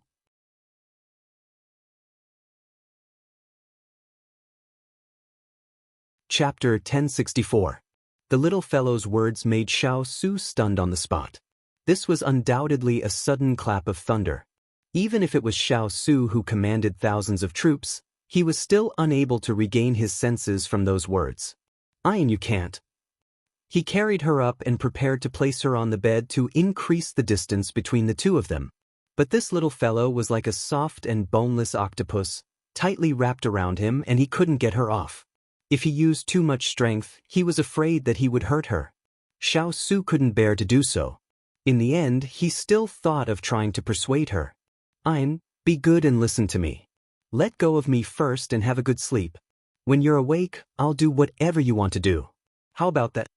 When Chu Qingyan heard that, she snorted lightly. Do you think I'm a 3-year-old child? That I'll fall for your trick so easily? Xiao Su was speechless at this moment. I don't care, no matter what, I'm going to do you today. Take off all your clothes. Hurry. Otherwise I'll do it myself. She said in a domineering manner, and in the end, she suddenly blinked her eyes and leaned close to him. She breathed into his ear, I know, you actually want me very much too. It was as if a warm current had rushed into his brain and exploded in his brain, causing him to forget to think for a moment. And a certain someone had already started to move her hands all over him. Her soft hands were placed on his waist, and she was trying to undo his belt. Suddenly, a pair of large hands wrapped around her tightly. She raised her eyes and stared at him with some dissatisfaction. A suppressed voice rang in her ear. Ian, have you thought it through? The low and hoarse voice poured out warmth, and the temperature around the two of them suddenly rose. Xiao Su was as indifferent as usual, but under that calm appearance, the blood in his body was boiling, as if it was going to spurt out very soon. Chu Qingyan felt the air suddenly thin. The person in front of her was different from the past. He was like a hibernating leopard, waiting for the right moment to strike. Her heart suddenly thumped, but she quickly suppressed that feeling. Wasn't the person in front of her the one she wanted? What was there to hesitate about? She nodded heavily and reached out to hold his face with both hands. She said seriously and shyly, I've always known it. Big Ice Cube, I love you. This was like the last straw that broke Xiao Su's back. After Chu Qingyan finished speaking, she felt a strong aura emanating from his body that could not be ignored. It gradually enveloped the two of them, making her involuntarily want to retreat, but she stubbornly looked at him with a determined gaze. However, in the dim room as night fell, the light was swallowed up bit by bit. She could only see that his eyes were getting brighter and brighter, as if they were about to overshadow the candlelight. The him in front of her seemed to be swallowed up by the darkness, leaving only that pair of enchanting eyes. It made people unable to help but follow the vortex in his eyes, desperately wanting to step in and then fall into oblivion, unwilling to wake up. Just as she was about to lose herself in his silent charm, suddenly, the sky and earth turned. When her back touched the soft bed and the cold silk brocade was pressed against her neck, she finally reacted. When she looked up, the person she was tightly hugging was already above her. His eyes were as bright as the stars, looking down at her from above. She was immediately captivated as she stared at him in a daze. Knock knock. At this time, the door was knocked without warning. Chu Qingyan came back to her senses and bit her lip. Who was such a killjoy? She turned her head and only saw the fluttering bed curtains and the vague image of the door. Master, the kitchen has already prepared the meal. Do you and the little princess want to eat? It was Huoling's voice. Xiao Su's gaze fell on her face, but he did not even raise his head. No need. Seal off the entire courtyard. Don't let anyone come in and disturb me. His voice was as calm as usual. Yes. Huoling did not think much and immediately went to do it. The sound of footsteps gradually faded away until it could no longer be heard. But when the footsteps were far away, Chu Qingyan found that her heart was slowly starting to beat faster. Because the person who had just finished speaking was approaching her bit by bit. Those astonishingly bright eyes were already right in front of her. Ian, even if you regret it now, it's already too late. He said in a hoarse voice. His fingers climbed up her cheeks and gently pushed aside the strands of hair that had fallen on her cheeks. His 5 fingers touched her hair. She looked at him with a smile. I never regret anything, otherwise I would never do it. As his voice fell, his fingertips moved and the hairpin inserted into her hair fell into his hand. Her gaze fell on his hand. The golden hairpin stopped in his hand, making his knuckles look slender and smooth. It was very beautiful. She ridiculed in her heart. How could a man's fingers be so beautiful? How could a woman like her live? When she was absent-minded, she felt a cold sensation on her lips. When she came back to her senses, she saw that he had unknowingly touched her lips. His eyes were so dark that she could not see the bottom. The person in front of her had black hair scattered behind his head. His skin was white and his lips were red. Black, red, and white. These three extreme colors overlapped in front of his eyes, like a beautiful painting. "Ian," he whispered in her ear. "Unwoo," she subconsciously responded, but her voice was blocked. The fiery kiss seemed to want to suck all the air out of her lungs. She was forced to endure his passion. In the end, she could not help but wrap her arms around his neck and respond. This was like adding fuel to a fire. With a rip sound, her belt was already undone by him. When he pulled it out, it rubbed against the quilt and finally floated down to the bed. The outer garment was no longer restrained. As the two rubbed against each other, it quickly fell apart. It revealed the white inner garment inside. Under the dim light, his eyes were filled with her delicate and beautiful face. His hand caressed her eyes, nose bridge, red lips, white neck, and finally into her inner garment. She could not help but shrink her body. A layer of sparkling tears welled up in her eyes. Her lips could not help but let out a moan. Her low moan made his body instantly tense. His attacks became more and more fierce. Under his lips, she softened into a puddle of water, allowing him to do as he pleased. In her bright and innocent eyes, Xiao was afraid that he could not control his strength. His heart moved. The ice silk brocade was lifted and covered the two young bodies. It also covered the overlapping and lingering feelings that surged like a tide. Under the dim yellow light, one could vaguely see pieces of clothing lying on the ground, stacked together in the most ambiguous posture. Through the trembling bed curtains, the scene inside could not be seen clearly. Only the towering brocade quilt could be seen, constantly moving up and down, as well as the low moans and light gasps that made one's ears turn red. "There's still a long time. I still have a lifetime to slowly grind with you."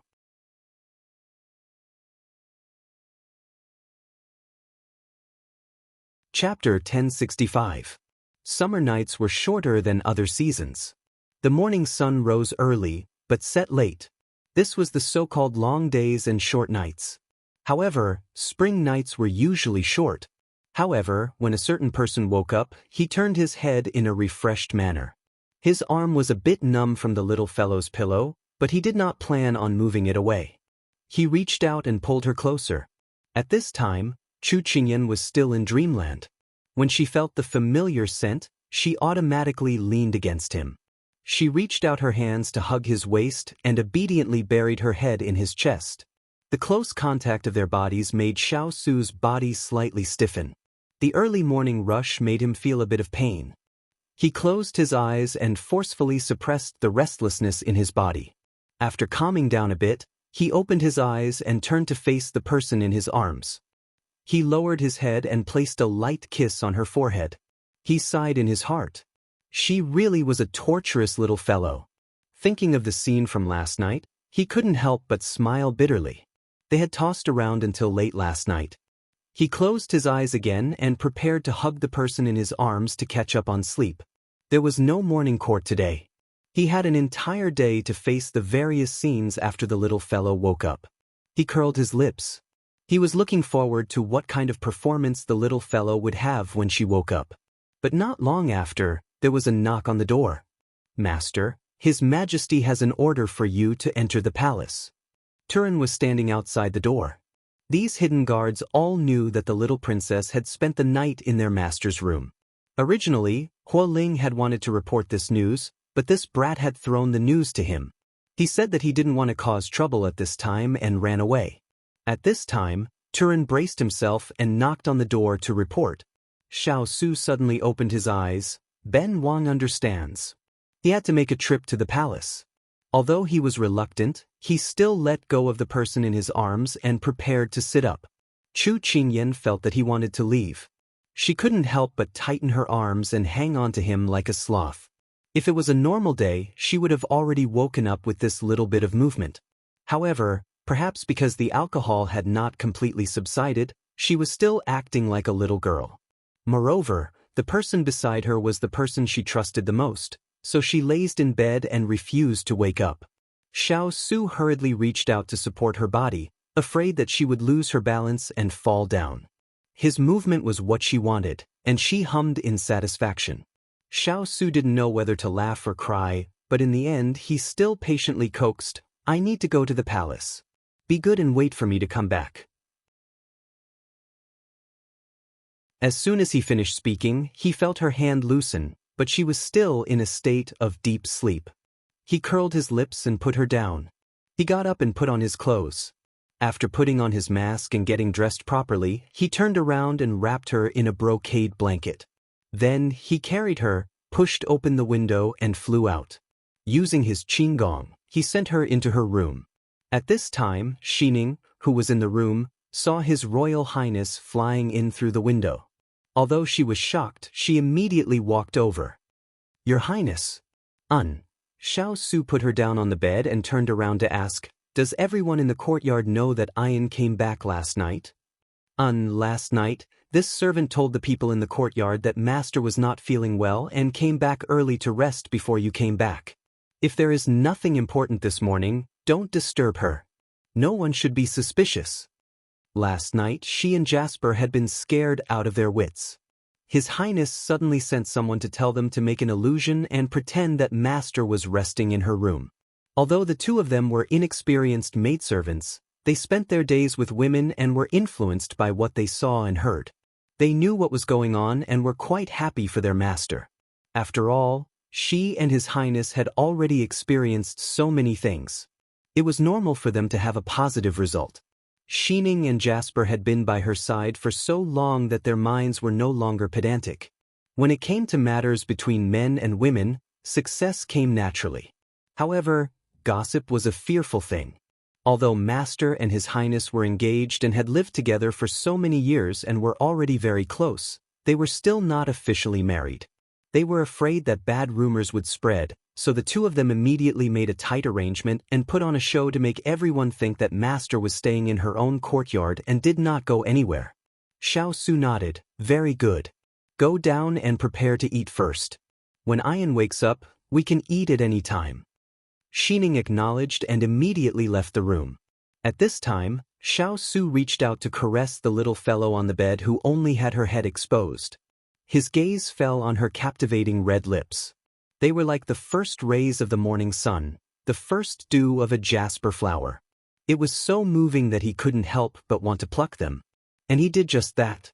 Bending his body closer to her lips, he sucked on them and hooked the little fellow inside. Bit by bit, he devoured the air in her body. Seeing that she had no choice but to take deep breaths, he opened the entire castle to him, allowing him to take as much as he wanted. After her face and ears were flushed red, he finally left her lips. However, his forehead was pressed against hers, and their breaths were tightly intertwined. Looking at her slightly dissatisfied frown, he lowered his head and smiled. Dissatisfaction was the right thing to do. This should be her punishment for tormenting him for the entire night. Time waits for no one. He reached out and gently pinched her face. In a doting voice that he didn't even realize, he said, "Be good and wait for me to come back." After saying that, he withdrew his hand and left through the window again. Not long after Xiao Su left, the person on the bed felt a little warm. She turned over, but felt a slight numbness on her skin. Her long eyelashes fluttered and slowly opened. She stretched lazily on the bed. The sunlight shone in through the window, and her arm happened to be facing the light. It was white with a hint of red, and red with a hint of light. She opened her hazy eyes and couldn't help but smile. She felt that she had slept very comfortably last night. Wait a minute. The clothes on her body looked familiar, but it definitely wasn't hers. Wait a minute. Why were there so many marks on her arm that was exposed to the air when the sleeves slid down? Wait a minute. This blanket wasn't hers. Wait a minute. Chu Qingyan was still in the middle of stretching, but she was completely stunned. She immediately turned over and sat up. Her loose clothes loosened because of her large movements, revealing her shoulders that were full of red spots, as well as the red marks on her thighs that were not covered. Although she had never experienced sex before, with such obvious marks and the soreness all over her body, she already had a guess in her heart. She quickly tugged at her belt, but she wasn't wearing anything inside. She looked like she was wearing a loose bathrobe. But why did this bathrobe look so familiar? It looked like Big Ice's. Wait a minute, this blanket was also from his room. Her mind was about to explode. So, last night, she and Big Ice, what the hell was going on? Why was she in her room? Where was Big Ice? Did he run away after eating?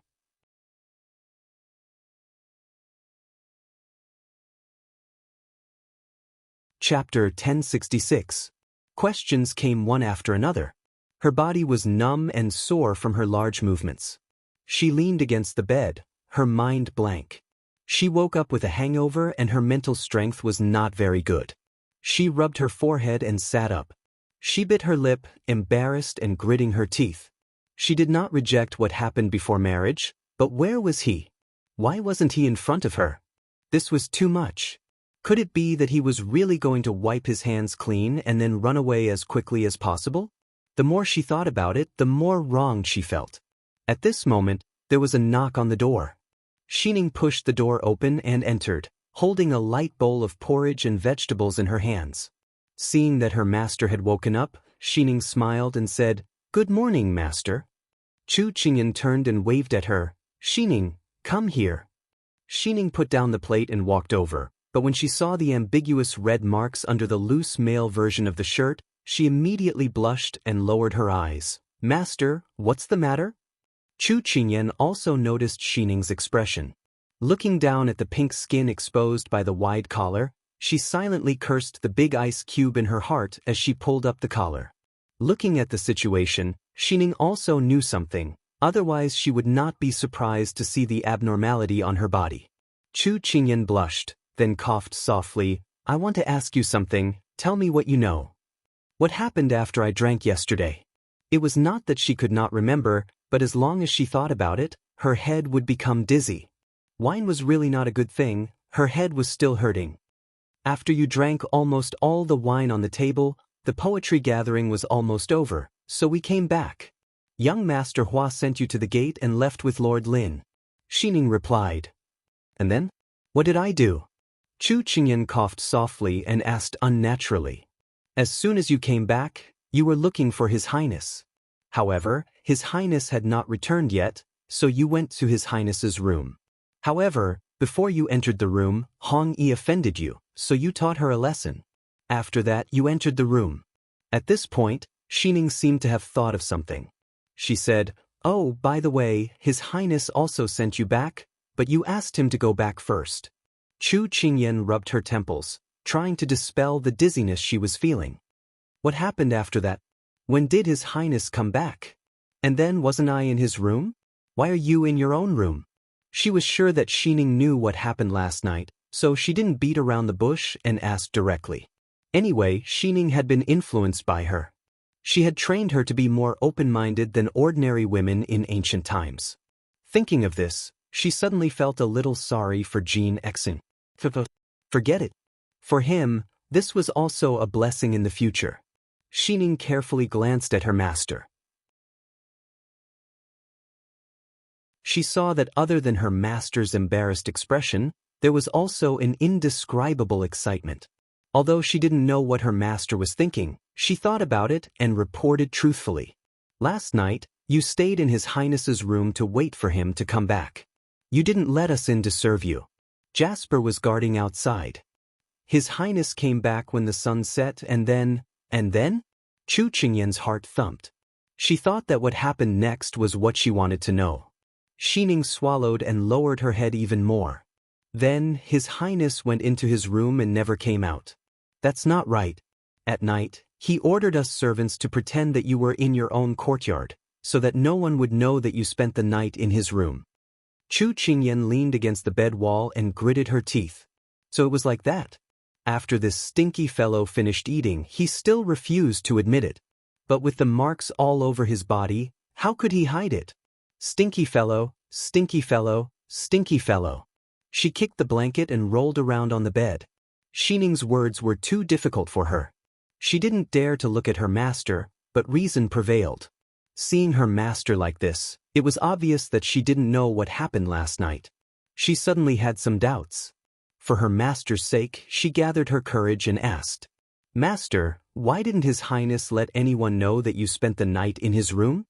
Chu Qingyan stopped rolling around. She bit the blanket and looked at her with watery eyes. "Because I, your master, haven't married him yet.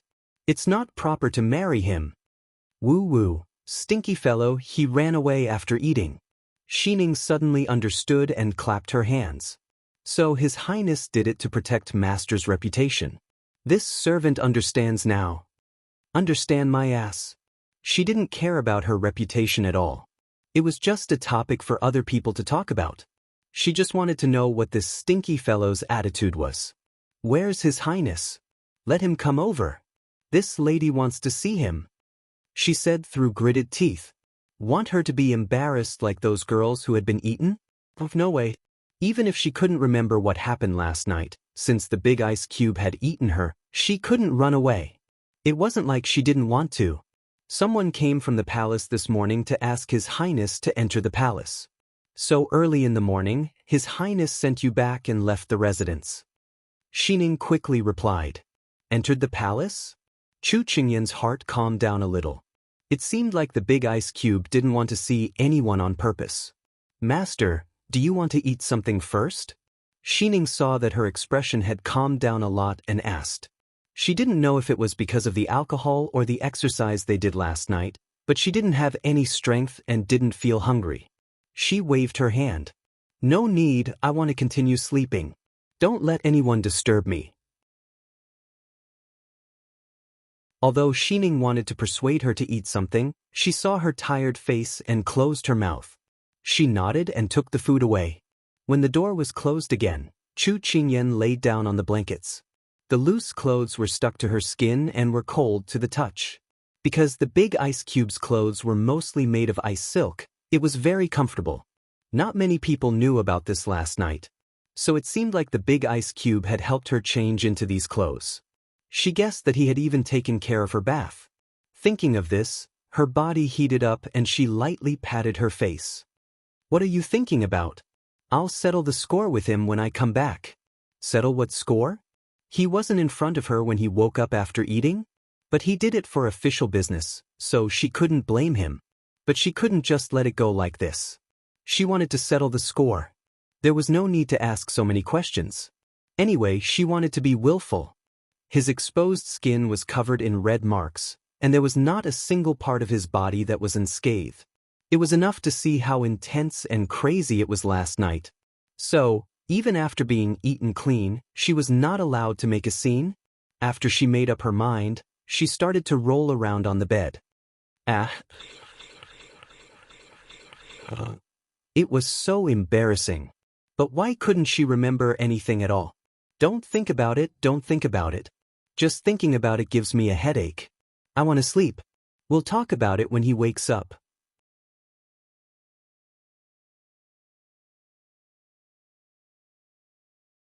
Chapter 1067.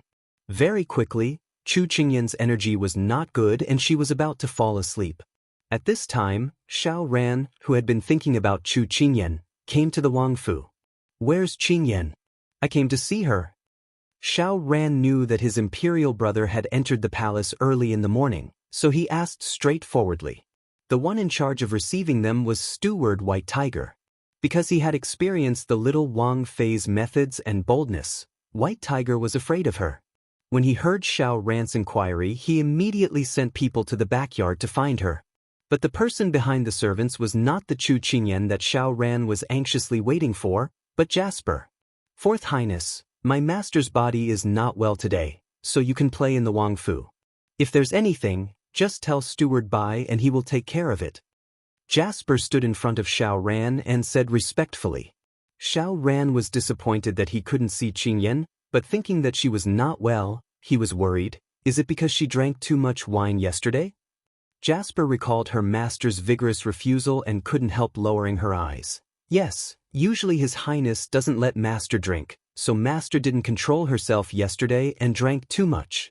She is still resting now. Since it's like this, then I won't disturb her and let her rest. That's right, I brought this box of pastries from the palace. Let her try it. If she likes it, I'll bring it back for her next time.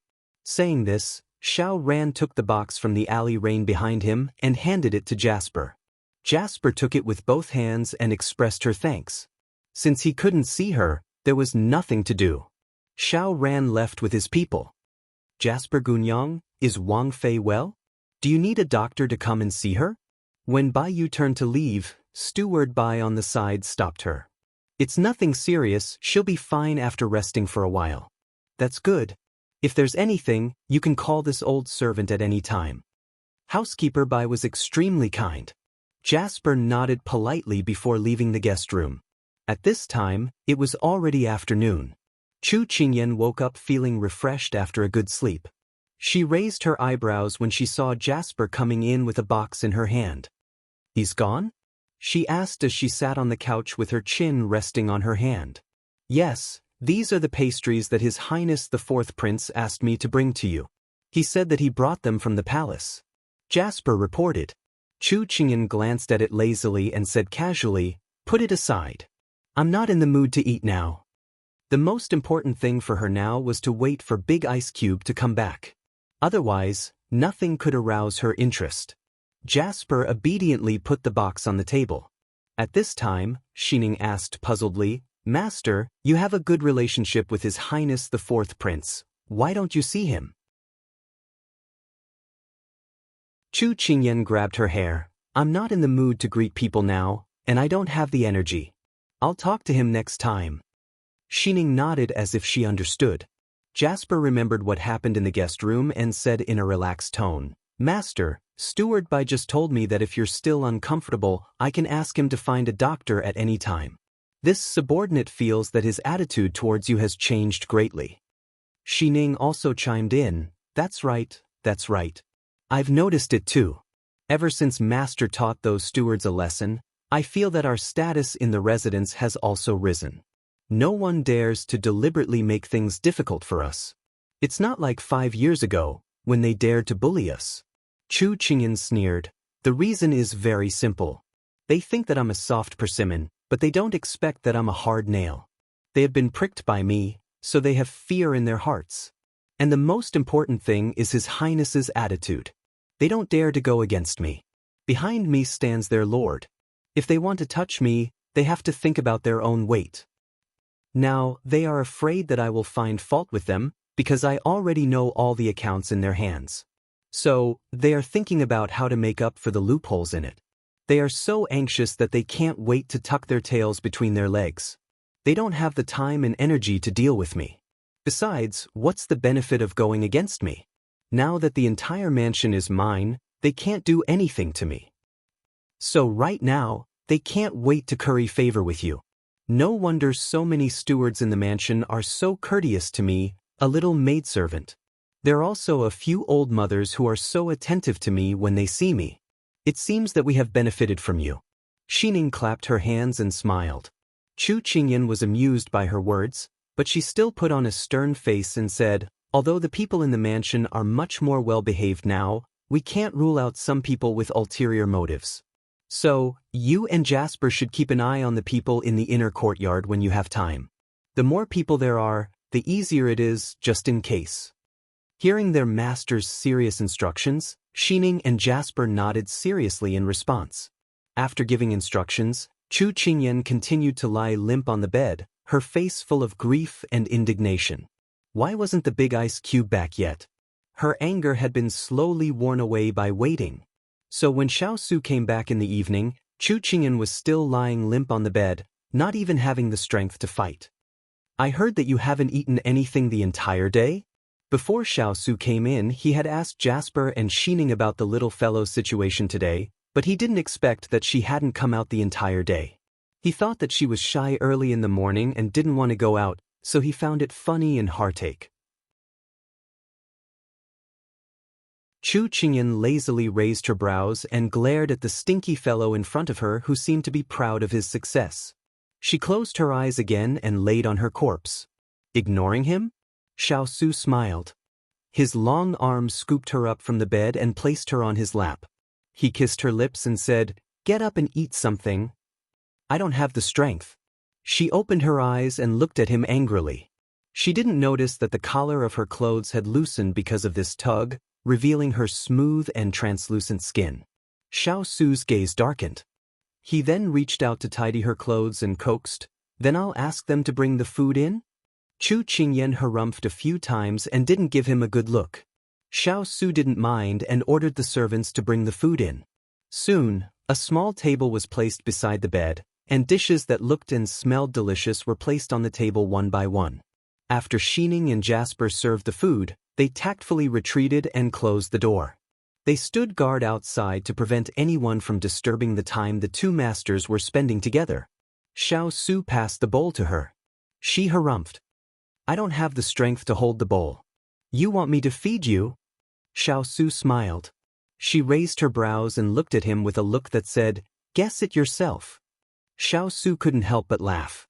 He picked up the spoon and fed her spoonful by spoonful. Chu Qingyan opened her mouth and ate. She pondered in her heart. The big ice block was so easy to talk to today and went along with everything she said. Could it be that he felt that he had let her down for what happened last night? Did he owe her something? As she thought about it, she chewed on the meat and bones until crunching sounds could be heard. This lady is so angry. At this moment, Chu Qingyan wanted to open the dye house after giving him some color.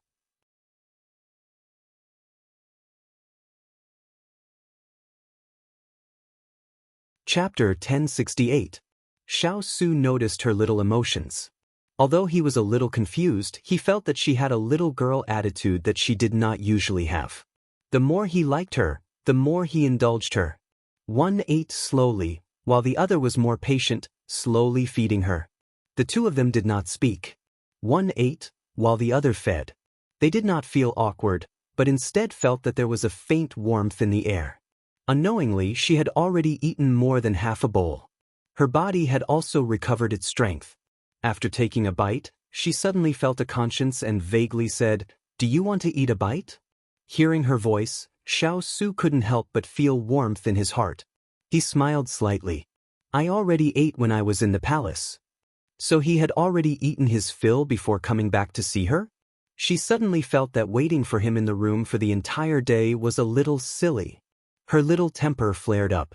When he handed over a spoon, she turned her head and refused, "Not eating." "Just this little bit?"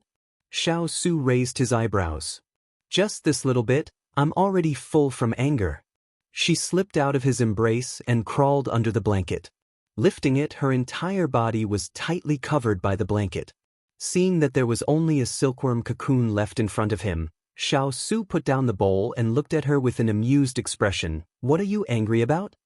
Why did these words sound like a boyfriend asking an unreasonable girlfriend? Chu Qingyan felt sullen in her heart. "You're not going to admit it after eating." Speak properly." Xiao Su raised his eyebrows. He could only hear her humming under the blanket. She lifted the blanket, revealing a pair of bright black eyes. "What did you do? You actually dare to ask me? Stinky fellow." The little fellow in front of him had a soft voice that was very comfortable to listen to. After a busy day in the palace, he returned to the manor and heard her say a few words. The tiredness on his body dissipated in her bright eyes and gentle voice. As for what she said, he did not pay attention to it. He reached out to pinch her face, but she slapped it away. Her cheeks were puffed up in anger, and her eyes were bright. She looked very cute. Because of her actions, the collar of her clothes slid down to her shoulders, but she didn't notice it at all. His gaze darkened. With a thought, he bent down and accurately grabbed her pink hair. Originally, they were still confronting each other. Why did they suddenly kiss? Chu Qingyan was stunned for a moment, but she couldn't resist his attack and fell into it. But the skin on her shoulder felt cold, and she suddenly woke up. The hot air in front of her made her blush, but her rationality made her clench her teeth and not let him in. Xiao Su could feel her resistance. He gently bit her lips and then retreated. He stroked her face with his fingers and said hoarsely, "You don't like it? What was there to dislike? Pay. She just didn't want today's wait to be wasted. She wanted to have a good talk with him, but under his gentle gaze, she didn't know what to say. It wasn't wrong to say that she was being pretentious. But for a girl who had kept her chastity for so many years, her first night was very important. Although it was someone she liked, it was a huge regret in her life if she lost it in a daze. Seeing the little fellow's conflicted and embarrassed expression, Xiao Su suddenly thought of something. He also knew the reason why she was throwing a tantrum today, and he couldn't help but chuckle. This deep, hoarse, and sexy low voice would make any voice addict unable to control themselves. Chu Qingyan wrinkled her nose. Don't think that you can get away with it just because you laughed so beautifully. Bad guy. Tell me, are you throwing a tantrum because of what happened last night? He brushed away the strands of hair on her face and asked seriously. Throwing a tantrum? She angrily pointed at him and said, You bullied me, and you don't allow me to throw a tantrum? You're too bad. Xiao Su reached out and grabbed her wrist. With a gentle lift, she slid out of the blanket like she was peeling an egg and fell into his embrace.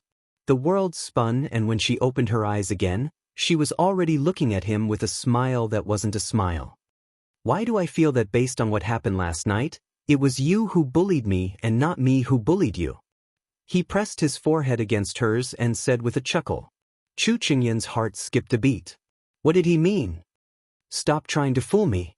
This is a country where men are superior to women, not women. You ate me and you still say that you're at a disadvantage.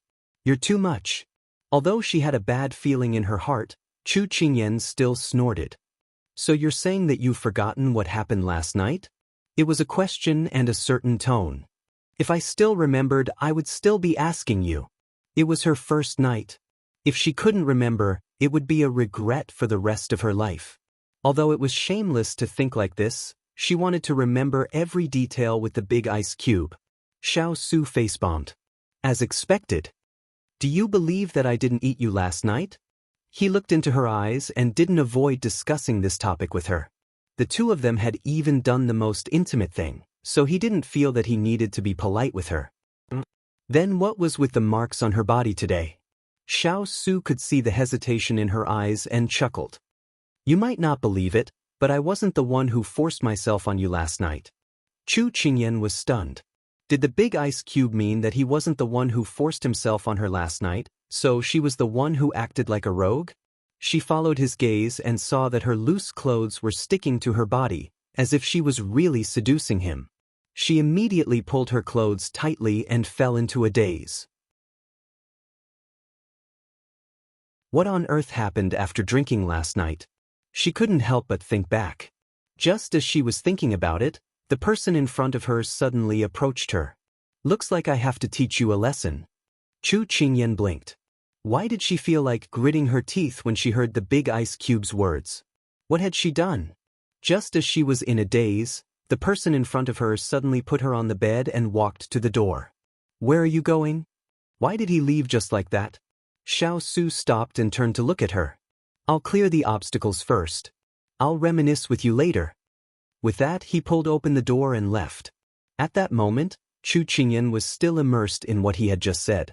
Why did she feel a chill run down her spine? Especially when he emphasized the last few words. Waiting was unbearable. She couldn't focus on recalling, so she simply picked up the blanket and covered herself. After a while, she heard a creak coming from the window. She lifted the quilt and saw a vigorous figure landing on the ground. She burst out laughing. A dignified prince actually jumped in through the window of his own home. Ha! Xiao Su paused and narrowed his eyes dangerously. Let's see if you can still laugh later.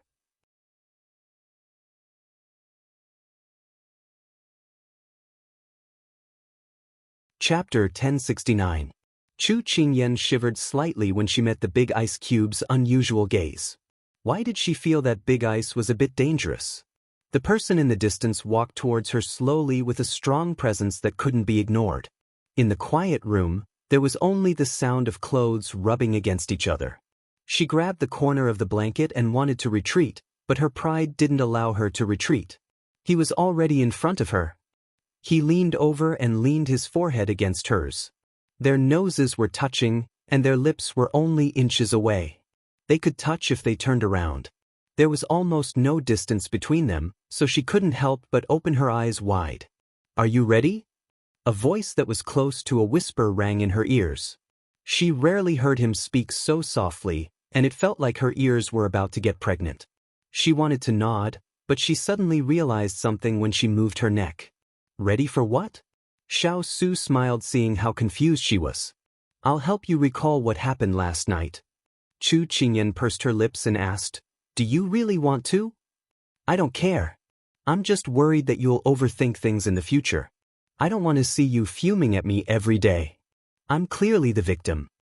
He reached out to tuck her hair behind her ear and chuckled innocently. "Humph, who's afraid? Come on." He was the victim? She didn't want to be accused by him for no reason in the future. Thus, Chu Qingyan couldn't stand his provocation and pretended to be fearless.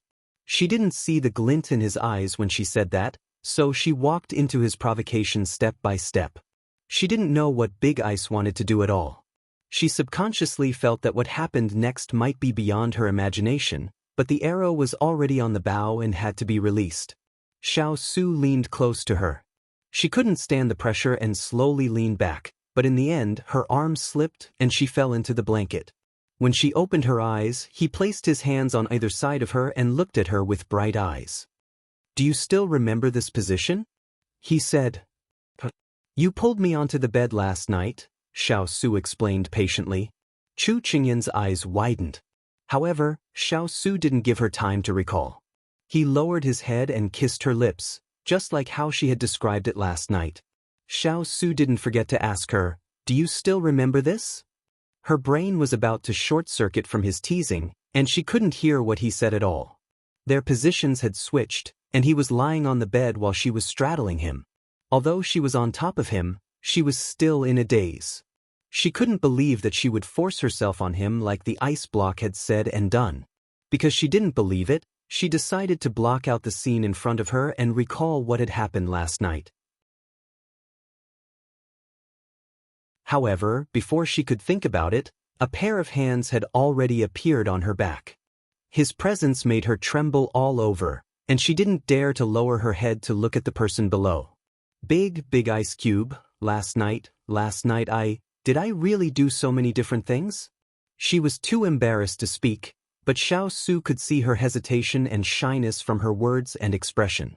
He felt that it was about time to stop, but when he thought about how the little fellow had ignored his advice to drink, he decided that he had to teach her a lesson this time so that she would remember it. Otherwise, what would she do if he wasn't by her side? "Do you still remember last night when you said that you could take off your clothes now?" He touched her face with one hand and imitated her tone, enunciating each word. Boom! A stream of heat surged into her head, and then it exploded like a flower. She opened her mouth, wanting to say something. Suddenly, an image appeared in her blank mind. The main characters were her and Big Ice Cube. She hugged his shoulder, her breath was like orchids, and her eyes were like silk. "Big Ice Cube, don't worry. I only like you. Then, shouldn't we get down to business? So, can you take off your clothes now?" She couldn't believe that the person hugging Big Ice Cube was her. But that nose, eyes, mouth, clothes, and appearance, if it wasn't her, who else could it be? Then immediately after, other scenes flooded in. But at this moment, the world was spinning, and she had already fallen back onto the bed. She was completely suppressed by him and couldn't move. She timidly pursed her lips, looked at the person in front of her, and made a final struggle. "Big Ice Cube, that can't be true, right?" He could tell that she had recalled what happened last night, but Xiao Su felt that it was far from enough. "What do you think?" He reached out to take off the mask on his face, met her bright eyes, and said faintly. She swallowed her saliva, then seemed to have thought of something and gained some confidence. She reached out to grab his collar and harumphed. "But in the end, you ate me, and the one who suffered is still me. You can't deny this." Hearing her words, Xiao Su had a strange expression on his face. "You really think so?" She felt that Big Ice Cube's tone was a bit off, but she still nodded firmly. "Isn't it? When I woke up this morning, my body, she suddenly felt embarrassed to say it out loud. Xiao Su sighed softly. Looks like we still have to continue. What? Chu Qingyan was confused. Xiao Su narrowed his eyes and looked at her fixedly. Don't you want to know the final answer? I'll give it to you. Chu Qingyan wanted to say something, but he lowered his head and kissed her. Her slightly opened lips made it easier for him to enter. The storm-like kiss caused their bodies to gradually heat up. Xiao Su's long arms wrapped around her, and they rolled under the blanket. Darkness instantly surrounded the two of them. After taking a deep breath, they calmed down and could only see each other's bright black eyes. In the darkness, because they couldn't see clearly, their senses were even more sensitive. She felt his hand move to her lower abdomen, and with a slight tremble, her clothes were all torn. She felt a chill all over and couldn't help but want to hug herself tightly. But someone was faster than her. He lowered his head, and his lips, tongue, and hands were soft and nimble as he teased her. Chu Qingyan was already paralyzed by his series of actions. Apart from panting and moaning, her rationality was slowly being devoured. And everything that happened last night kept replaying in her mind. It turned out that she was really drunk at the beginning and kept pestering Big Ice Cube. In the end, he had no choice but to be teased by her and take the initiative. Feeling the change in the little one under him, Xiao Su supported his upper body with one hand and caressed her face with the other. His voice was hoarse and low. Will you still drink in the future? HM? The last sentence made her body go limp. She looked at him with her big eyes, and there was innocence and confusion in her moist eyes. Silence spoke louder than words, and inaction spoke louder than action. This made Xiao Su's eyes darken.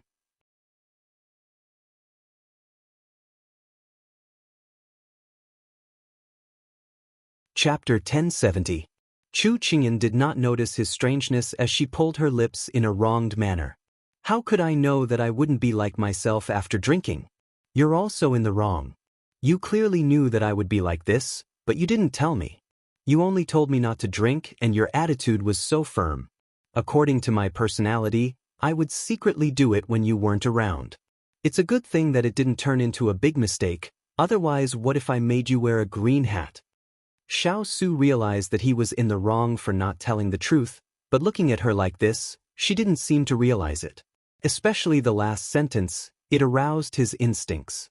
He reached out to pinch her face as he spoke in a dangerous tone. It looks like I need to teach you a lesson so you'll remember. Before Chu Qingyan could react, the person above had already covered her. She wanted to say something, but it was already too late. In the following time, no matter how she acted like a spoiled child, or even trembled and cried for mercy, his heart did not soften. The gold and silver pattern on the brocade quilt moved with the night light. It shined with a faint light and emitted a charming light in the dark night. The candlelight moved without any wind as it flickered in the room and occasionally made a poochie sound. The curtain that was lowered kept swaying. Through the light of the candlelight, one could see the moving quilt inside. Even if they couldn't see the scene inside, they could imagine how intense it was inside.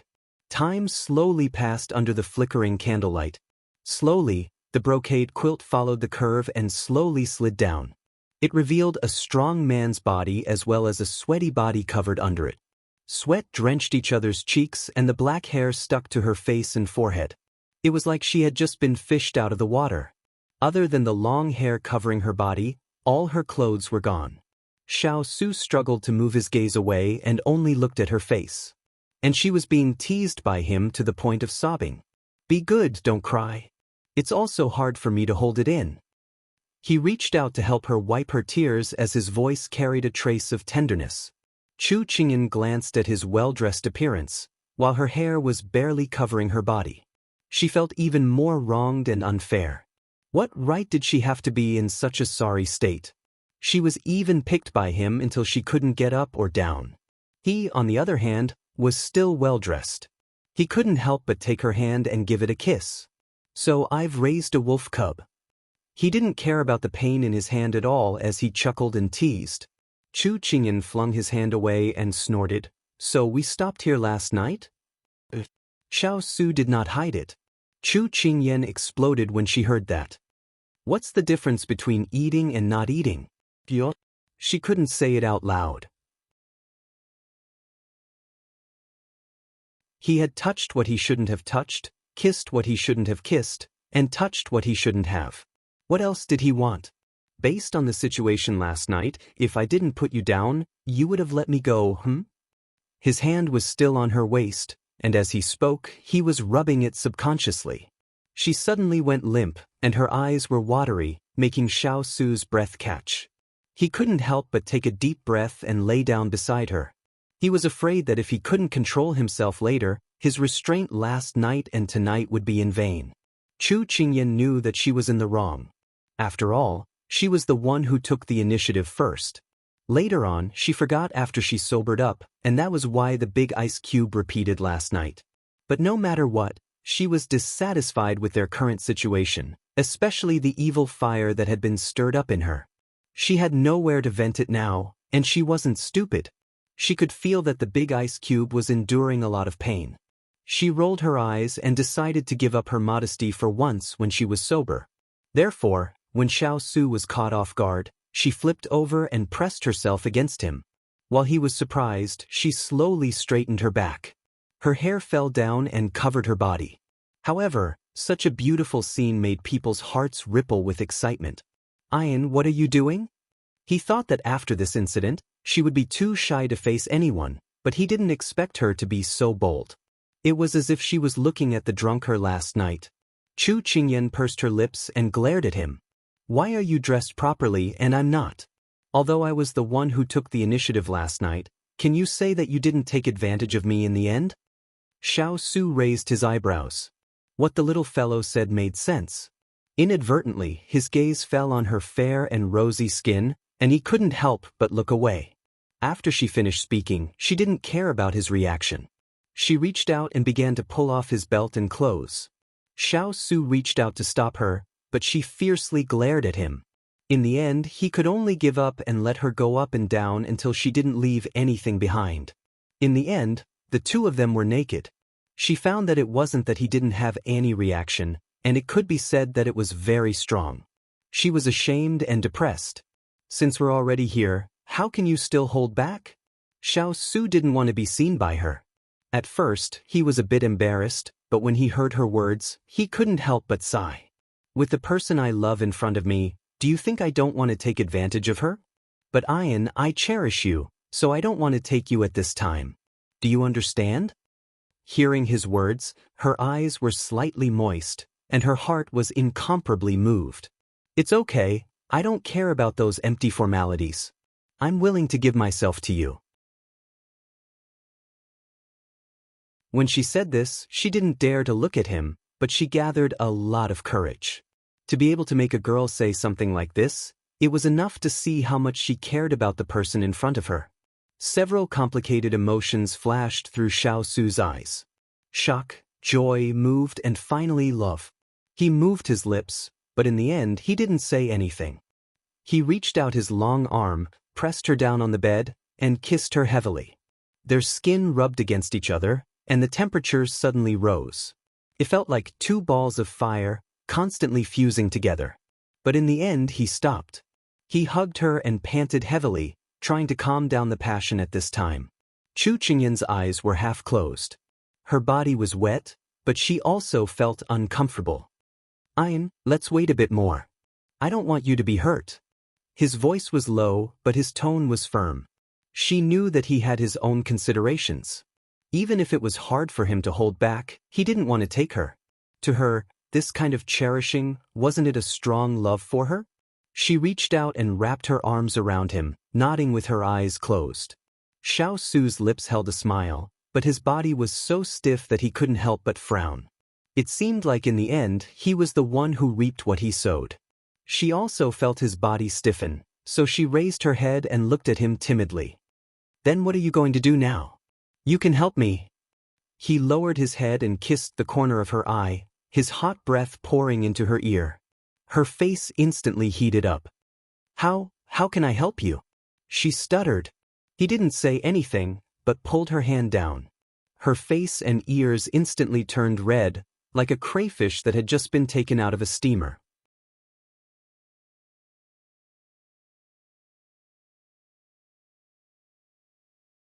Chapter 1071.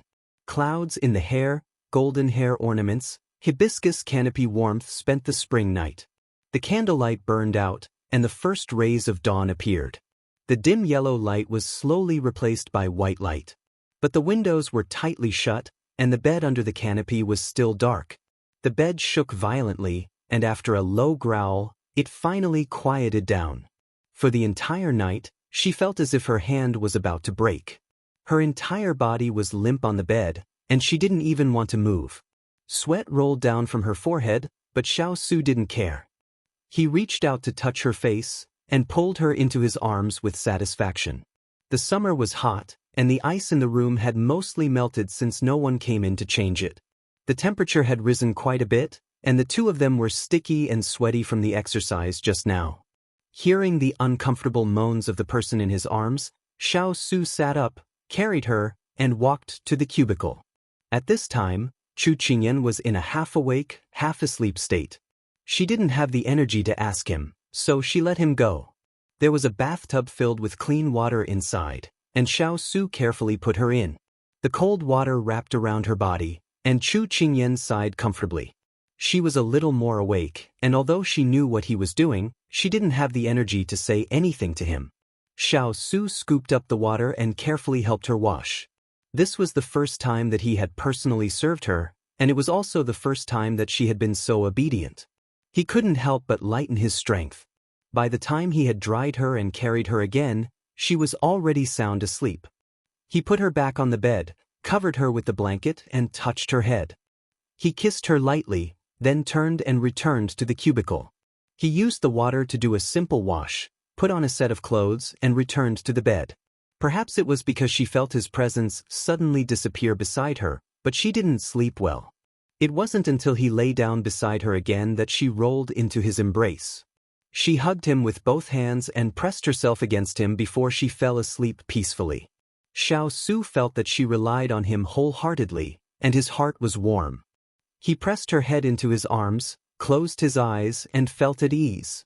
Soon he fell asleep. In the quiet night, the two of them slept peacefully in each other's arms.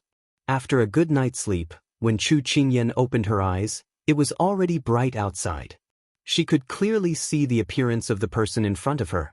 He had sharp and stylish eyebrows, long and dense black eyelashes, a handsome nose, and thin pink lips. His skin was fair, and he looked harmless in his sleep, with a rare hint of childishness. Chu Qingyan was entranced. She couldn't help but reach out and trace his eyebrows. She even naughtily pulled his cheeks. It felt really good. It was comparable to a woman's. Suddenly, she saw his eyelids move. She immediately took back her hand and closed her eyes. She tilted her head and pretended to sleep. When she closed her eyes, Xiao Su opened his eyes. Seeing her tightly closed eyes, he thought that she didn't know that she was pretending to sleep. His heart moved and he slightly curled his lips. He tilted his head and sucked on her lips, teasing her as he slowly sucked the air out of her body. She felt a chill on her lips, but she didn't dare open her eyes. However, she quickly felt that something was strange. He was attacking her, making it hard for her to breathe. In the end, she couldn't hold it in and could only struggle to hit his chest. Only then did Xiao Su let her go as he gave a low laugh. He really was taking advantage of her and still acting innocent. Chu Qingyan wiped her lips and took in large mouthfuls of fresh air. She glared at him. This was too much. But leaning against his chest, hearing the pleasant laughter that came from inside him, her face turned red. Forget it, she was the one who teased him first, so she wouldn't argue with him. Don't you need to go to court today? At this moment, the two of them were hugging each other. The intimate contact and the warm breath made her involuntarily recall everything that they did last night. Her face quickly turned red. She felt that if she didn't find a topic to divert her attention, she would probably become a cooked crayfish again. I'm staying at home to accompany my wife. With last night's intimate progress, Xiao Su no longer put on airs and said intimately. Hearing his words, she felt a little shy and embarrassed, but she also felt happy. Her hands held onto his clothes as her smile was a little sweet. Xiao Su's gaze had not left her body since he woke up. At this moment, her expression did not escape his eyes. This kind of shy person was like a feather that tickled his heart. He couldn't help but hug her again. He kissed and touched her until her face was so red that water could be squeezed out. Only then did he reluctantly let her go. Yesterday, Imperial Father summoned me to the palace because Third Brother had already received the Southern Song envoy. Imperial Father hoped that I could quickly arrange the military forces inside and outside the city to guard against any possible changes. He knew that the little girl's sudden change in mood towards him yesterday was probably because she couldn't see him when she woke up. She thought that he didn't want to admit it, so he explained. Chu Qingyan leaned on his shoulder. Her eyes were like water. When she heard him say this, her eyes lit up. It seems that His Majesty is still wary of Southern Song's peace negotiations. He doesn't trust Southern Song that much. Xiao Su stroked her long hair. Hearing this, he chuckled.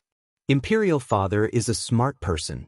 He has a line of defense in his heart when it comes to people and matters. He doesn't even trust the people closest to him, let alone an enemy country that he once invaded. Then why didn't he let you annihilate them in one fell swoop and take Southern Song into your own territory? Wouldn't that be a worry-free situation? Although she didn't approve of war, Chu Qingyan still had some doubts after analyzing the Sichuan Emperor's actions. Perhaps his fear of me is far greater than the threat of Southern Song. When Xiao Su said this, the corners of his mouth curled up in a self-deprecating manner. When Chu Qingyan heard this, her heart ached. She couldn't help but reach out and pat his back as if she was coaxing a child. Don't feel bad. He has eyes but can't see gold and jade. Let's not bicker with him. When Xiao Su heard this, he smiled. The dark clouds in his heart couldn't help but disperse because of her words. I plan to wait until the matter with the Southern Song envoy is settled. Then, I'll ask Imperial Father for a decree to consummate the marriage. What do you think? If he didn't let her become his legitimate wife, he was afraid that in the coming days, just looking at her and not being able to eat her would be enough to torture him. However, the most important thing was that the little fellow was the person he wanted to protect the most in this lifetime. He didn't want any unforeseen changes to their marriage in the coming days. Once the two of them were married, he would be able to set his heart at ease. When Chu Qingyan heard this, she couldn't help but bury her head in his chest. In a muffled voice, she said, I'll listen to you. When she was young in the modern era, she had once imagined how her future husband would propose in a romantic manner before she would agree. Now, she didn't think that the proposal, the scene of fresh flowers, a diamond ring, and so on were that important. As long as she was sure that this person was the one who would hold her hand for the rest of her life, she wouldn't care about anything else. If she liked him, then she would be together. If she loved him, then she would be together for the rest of her life.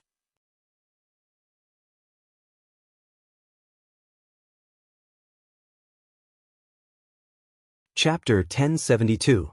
The reply that came from his embrace made Xiao Su unable to help but raise the corner of his mouth. Ever since he was young, he had never really wanted to have anyone or anything, and he had never felt that having something he liked would make him feel an indescribable happiness. Now, just a simple nod and reply made his heart swell, as if something was about to overflow. Perhaps, this was the feeling of happiness. Aren't you afraid that someone will come in and find out that you're in my room? After speaking, she no longer hesitated and wriggled out of his embrace as she asked nervously. Only then did she remember that they were basically disheveled right now. If Jasper and the rest came in, it would be awkward.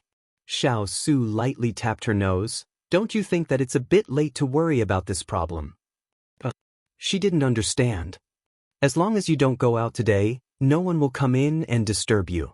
Xiao Su liked to see her confused look, so he didn't keep her in suspense. Before I came in last night, I already gave the order, so you can sleep as long as you want today.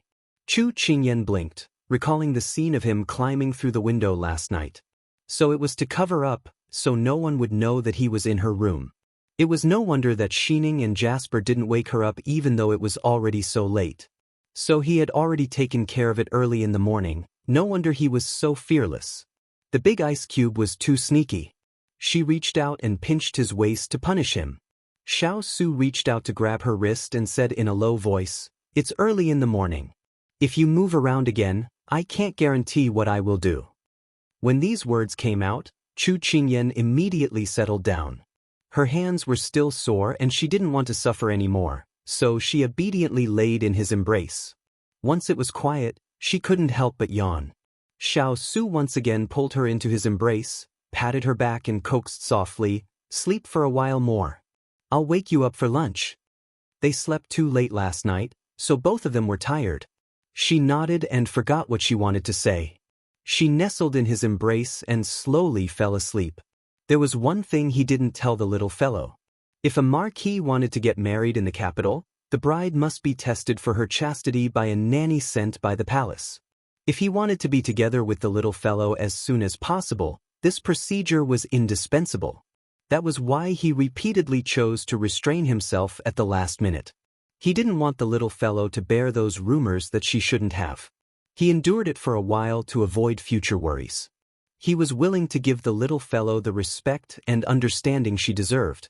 He had only met one person in his life, and he was willing to give everything to cherish, love, and pamper her. Xiao Su patted her back, looked at her sweet face, and lightly pecked her pink lips. Then he closed his eyes and went back to sleep. Outside, the sun was scorching hot. Inside the room, it was dark and cool. It was good to sleep. The two people who were sleeping next to each other exuded happiness and contentment. However, in a town on the border between Sichuan and Nansong, there was a show of being chased and being chased. Search, the princess can't have run far. Rows of Nansong soldiers were searching everywhere with weapons in their hands. On a big tree, a small head peeked out.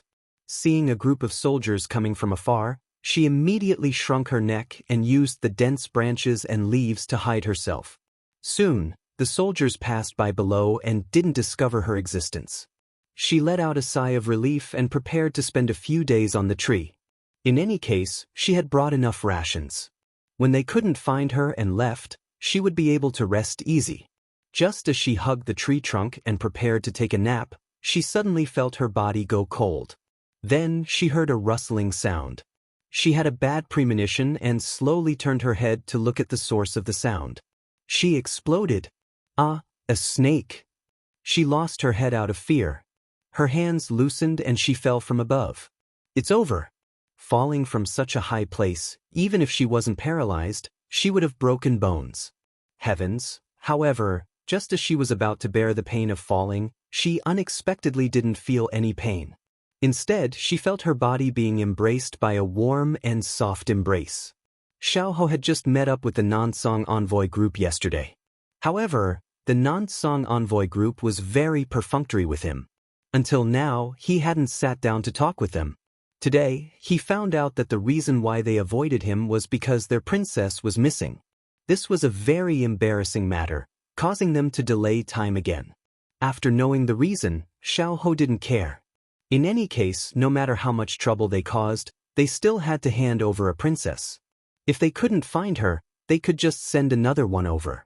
It wasn't difficult at all. Therefore, after staying in the room for a long time, the air was stuffy. He dismissed his attendants and went out for a walk. When he walked into the small forest, he could feel an unusual aura from the tree. He wanted to go forward to check it out, but he didn't expect that when he just stood still, a person would fall on top of it. He subconsciously wanted to avoid it, but when he saw the figure of a woman, he had a plan in his heart and reached out to save her. The person in his arms had a pretty face. She was just frightened and had her eyes tightly closed. However, when he saw her dress, he was even more certain of his guess. After Pang Zhijing felt that the danger had passed, she secretly opened one of her eyes. What entered her eyes was a fluffy fox fur coat. She couldn't help but feel puzzled. Why would he wear such thick clothes on such a hot day? Was he sick? When she looked up, she saw a gentle and handsome face. It was really pleasing to the eye. She sighed in her heart. However, when she saw the other party's smile that wasn't a smile, she realized her situation and couldn't help but feel a little embarrassed. Xiao was good at observing and guessing people's thoughts. When he saw her eyes flash with surprise, doubt, amazement, and finally embarrassment. He defined this woman in his heart. She was an enemy country's princess who couldn't pose a threat. "Miss, can you go down now?" Xiao Ho smiled faintly and asked gently. His voice was like a spring breeze, causing Pang Jijing's face to turn red. You let go." When she was nervous, she couldn't speak properly. She was clearly someone who wasn't afraid of anything, so how could she show her fear in front of an ancient person? Xiao Ho obeyed her words and let go. However, Pang Jijing forgot that her foot was still injured. When she landed, her entire body fell to the ground. The steamed buns, and pastries she was carrying fell to the ground with her. She looked at the round steamed buns that had rolled to the other party's boots. She felt that the sky had become darker, the world had become darker, and her face had become even hotter. In front of such a handsome man, she was in such a sorry state. It was really shameful. Why was it that in ancient times, bad luck kept happening one after another? Pang Jijing lightly sighed and climbed up from the ground. The boots were still in her eyes. Her eyes suddenly lit up.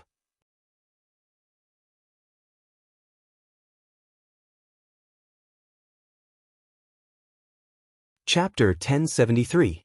This young master, can you save this little girl? This little girl will be eternally grateful. The ancient people should have said this. Pang Jijing widened her eyes and tried to act innocent. Xiao Ho originally wanted to call for help, but hearing her words, he immediately changed his mind. "Miss, how do you want this one to help you?" After leaving the capital, the journey was quite boring. Encountering these rude and unreasonable envoys of the southern blue continent was even more boring. This princess of the southern blue continent seemed to be a little interesting, so he decided to waste some time to probe her bottom line. When Pang Jijing heard this, a little hope ignited in her heart. She struggled to stand up. She supported herself with one leg and her other leg was injured, so she could only touch the ground. She staggered forward, wanting to get closer to him and whisper to him, but she found that when she moved forward, he was moving back. She couldn't help but tactfully stand still. Then she gathered her emotions and very quickly, she cried out tearfully. "Young master, this little girl's name is Shirhan. Because my family was poor, I was sold to a slave trader by my parents. Later on, I was severely beaten. I couldn't take it and escaped. You see, this leg was injured by them. Then, I coincidentally met the Southern Blue envoy who was visiting the Sichuan. On the way, they caught me and said that they wanted to serve their princess, but this princess somehow ran away. They said that they wanted to investigate my crime and kill me. I was scared, so I escaped when they weren't paying attention." Speaking up to here, Pang Jijing pinched her thigh and forced her eyes to turn red. She looked as pitiful as possible. She raised her head and said pitifully, "So, young master, can you save my life and take me away from here?" Her little actions did not escape Xiao Ho's eyes. Moreover, he saw through her thoughts. He looked at the girl in front of him with some surprise. Looking at her standing posture, he knew that the injury on her leg was very serious.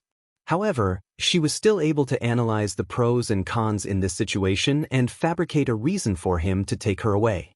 It seemed that she wasn't a stupid girl. At the very least, she knew when to yield and when to stand tall. "You said that you are the princess's servant?" Xiao Ho looked at her with a faint smile. Pang Jijing nodded, but soon felt that his tone was a little strange. However, she didn't think too much about it. "Can young master extend a helping hand to me? When I'm safe, I'll definitely repay your kindness." Xiao Ho chuckled, his expression unreadable. Pang Jijing saw that he was just standing there and looking at her without replying. Her heart was beating like a drum. Could it be that this person was afraid after hearing that it was related to the Southern Blue Imperial family? "Forget it, I won't force him." Just as she was about to give up, a few men in tight clothes suddenly appeared behind the man. She was stunned. How could these people walk so silently? She didn't notice them at all. "Your Highness, Lord Tori wishes to see you," one of them said respectfully. Pang Jijing froze when she heard the title. "Your Highness? Or you?" Xiao Ho looked at her with a smile that wasn't a smile. To be able to appear in a place heavily guarded by the Southern Blue Continent, and even enter a place with no one around? Who do you think I am?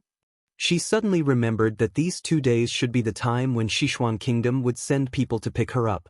Her maid had mentioned that the person in charge of receiving them this time was the third prince of Sichuan, Xiao.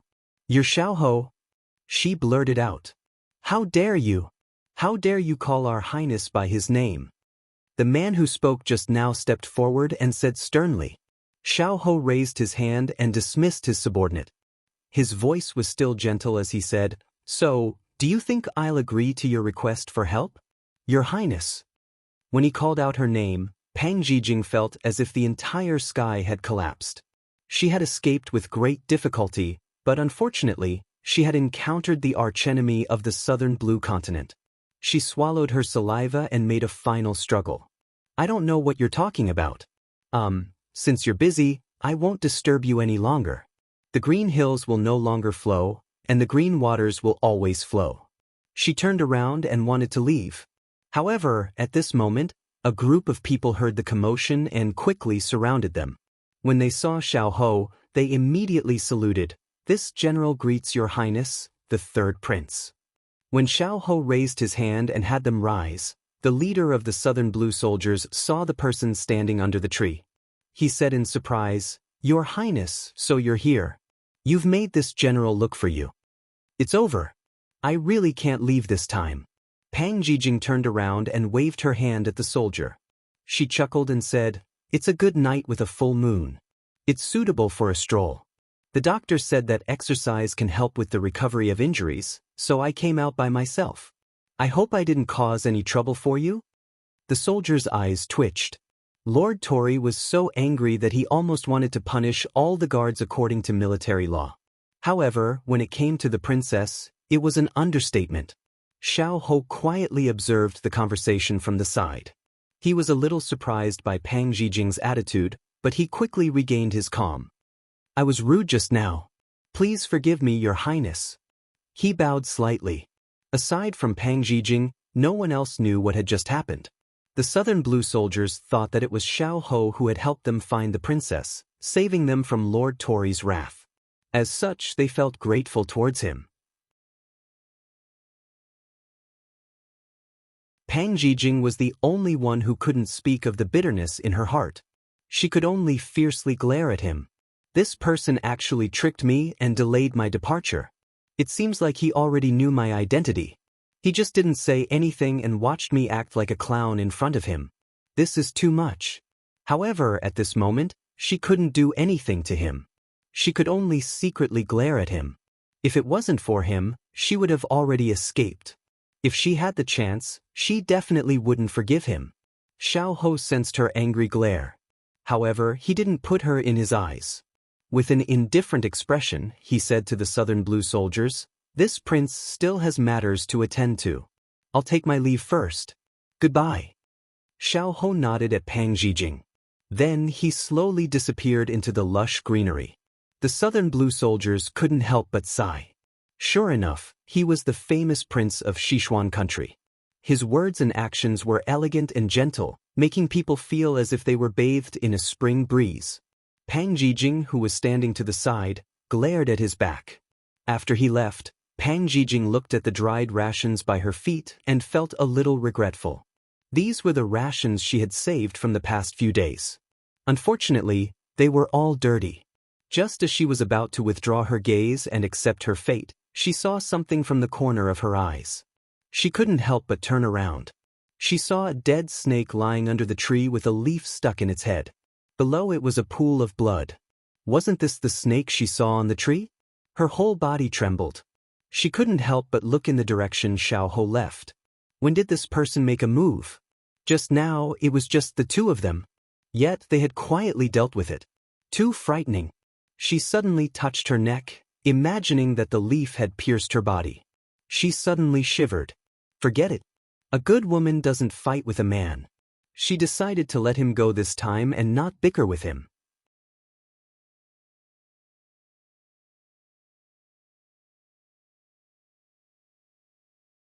Chapter 1074. When Xiao returned to his courtyard, he saw two people waiting for him. One was the envoy from Southern Blue, Tori, whom he met yesterday. The other one was dressed in a blue brocade robe with a veil hat on his head. Although he couldn't see his face clearly, he was a man of about the same age as I Ching and had a noble air about him. Xiao Ho retracted his gaze and looked at Sir Tori. Sir Tori, is there something important for you to visit me so late at night? Tori was tall and strong.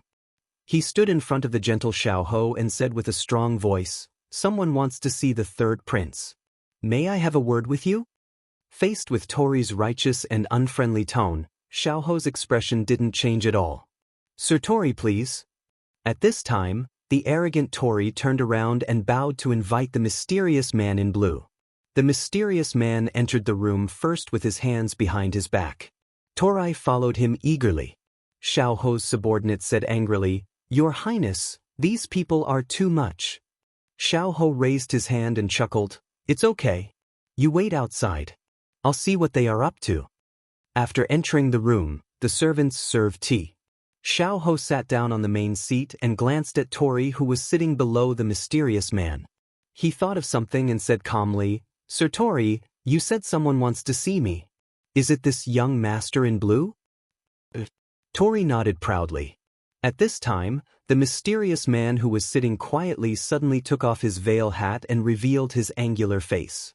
He smiled impolitely, "Prince I, we've crossed paths many times. Today is the first time we meet. Nice to meet you."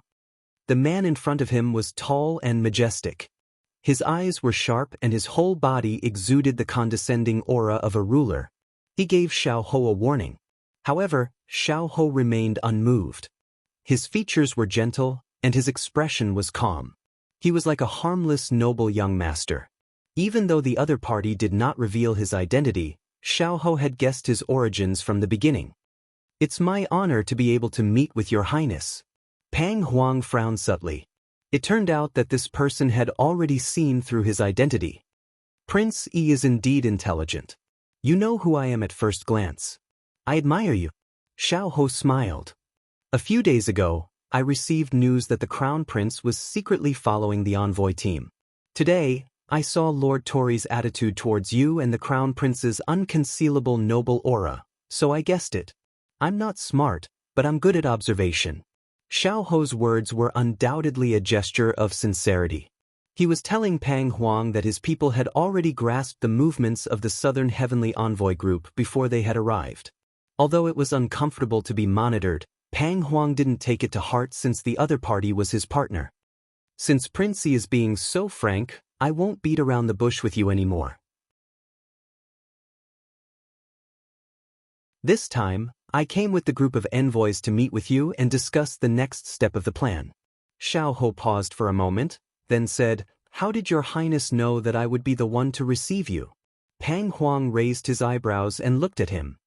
"Your Majesty, in order to show the importance of this negotiation, will choose one of the princes from the imperial family. However, the King of England, Xiao Su, is Southern Heavenly Envoy's mortal enemy. Sending him here will only put both sides in an awkward position. Second Prince Xiao Yao hasn't been involved in court affairs for many years, so the fourth prince is the best candidate. However, Prince I, you have been keeping a low profile for so long. It's time for you to slowly appear in the public eye. Wouldn't it be a pity if you missed such a good opportunity?" Xiao Ho didn't comment. "Although your highness isn't in Sichuan, you are able to understand our situation clearly. I admire you." It seemed that Pang Huang wasn't someone to be trifled with. However, at this moment, he also wanted to deal with smart people and get what he needed. "I can't compare to Prince Yi's forbearance and determination for more than 10 years. A person who can achieve great things must be more patient than others. You are a person who can see the big picture. Your temperament is enough for you to achieve great things in the future. Making a deal with you, I believe that it won't take long for us to achieve our goals." After speaking, Pang Huang didn't beat around the bush and went straight to the point. Xiao Ho revealed a knowing smile. "Of course. I believe that our cooperation will be very pleasant. Good. I want Xiao Su's life and his reputation destroyed to repay the hatred in my heart. If you need any manpower or material resources, I will fully support you." Pang Huang spoke slowly with hatred in his voice. When he thought of the hundreds of thousands of southern heavenly envoy soldiers who died at the hands of Xiao Ran, his anger couldn't be quelled for a long time. Your Highness is a straightforward person. I definitely won't let you down. With Pang Huang's words, Xiao Ho felt that he had achieved the goal of this trip. His brows relaxed and a bloodthirsty light flashed in his eyes. It disappeared into the depths of his eyes. Xiao Su is a smart person. However, if we work together, there's no need to fear that we won't be able to take him down. In the following days I will wait and see. Pang Huang hooked his lips into a sinister smile. If Pang Huang was an unsheathed sharp sword, then Xiao Ho was a seemingly soft but ruthless whip. With the two of them working together, they would undoubtedly become a huge obstacle to Xiao Su's future. After settling the matter, Xiao Ho leaned back in his chair and said with a smile, I heard that after the last battle, His Highness the Crown Prince suffered serious internal injuries. This king doesn't have anything to take out, but I do have some herbs that are rarely seen in the market. As he spoke, Xiao Ho clapped his hands and someone brought in a box. Xiao Ho had someone open it and said with a smile, This is a small gift for our first meeting. I hope your Highness will kindly accept it. Pang Huang didn't care at first, but when his gaze fell on the medicine box, he couldn't help but pause. This is? The medicine monarch fruit blossoms once every 50 years and bears fruit once every 50 years. A stalk of medicinal herb can only bear 1 or 2 fruits every 100 years. It can be said to be a sacred healing fruit. Xiao Ho calmly narrated, not bothering to claim credit. On the other hand, Pang Huang's expression was slightly excited. He had been searching for this medicine sovereign fruit for several months and couldn't find it. He didn't expect to get it from Xiao Ho. With it, he could recover more than half of his internal energy. After ordering someone to accept it, Pang Huang's initial surprise turned into astonishment. It seemed that Xiao Ho had long predicted that he would personally appear to discuss the matter of cooperation. He was indeed a hidden prince. Pang Huang wanted to say something, but a southern blue guard walked in. Your Highness, the princess has been found. Pang Huang's expression turned cold. He finally found the stinky girl. Xiao Ho observed the change in Pang Huang's expression and had a guess in his heart. Since your Highness has important matters to attend to, then I won't delay your Highness any longer. Pang Huang turned to look at him with a mysterious expression. It's fine. Since Prince Yi has prepared a gift for this prince, then this prince has also prepared a gift for Prince. Please come with me. Xiao Ho was puzzled, but he still agreed. You're tuning in to the Passion Pages YouTube channel. We're so grateful for your support and don't forget to subscribe to join us on this incredible journey through captivating stories. Your generosity through donations truly makes a world of difference, as it's the primary source of revenue that allows me to expand and enhance this channel for you. Thank you from the bottom of my heart for being a part of this adventure.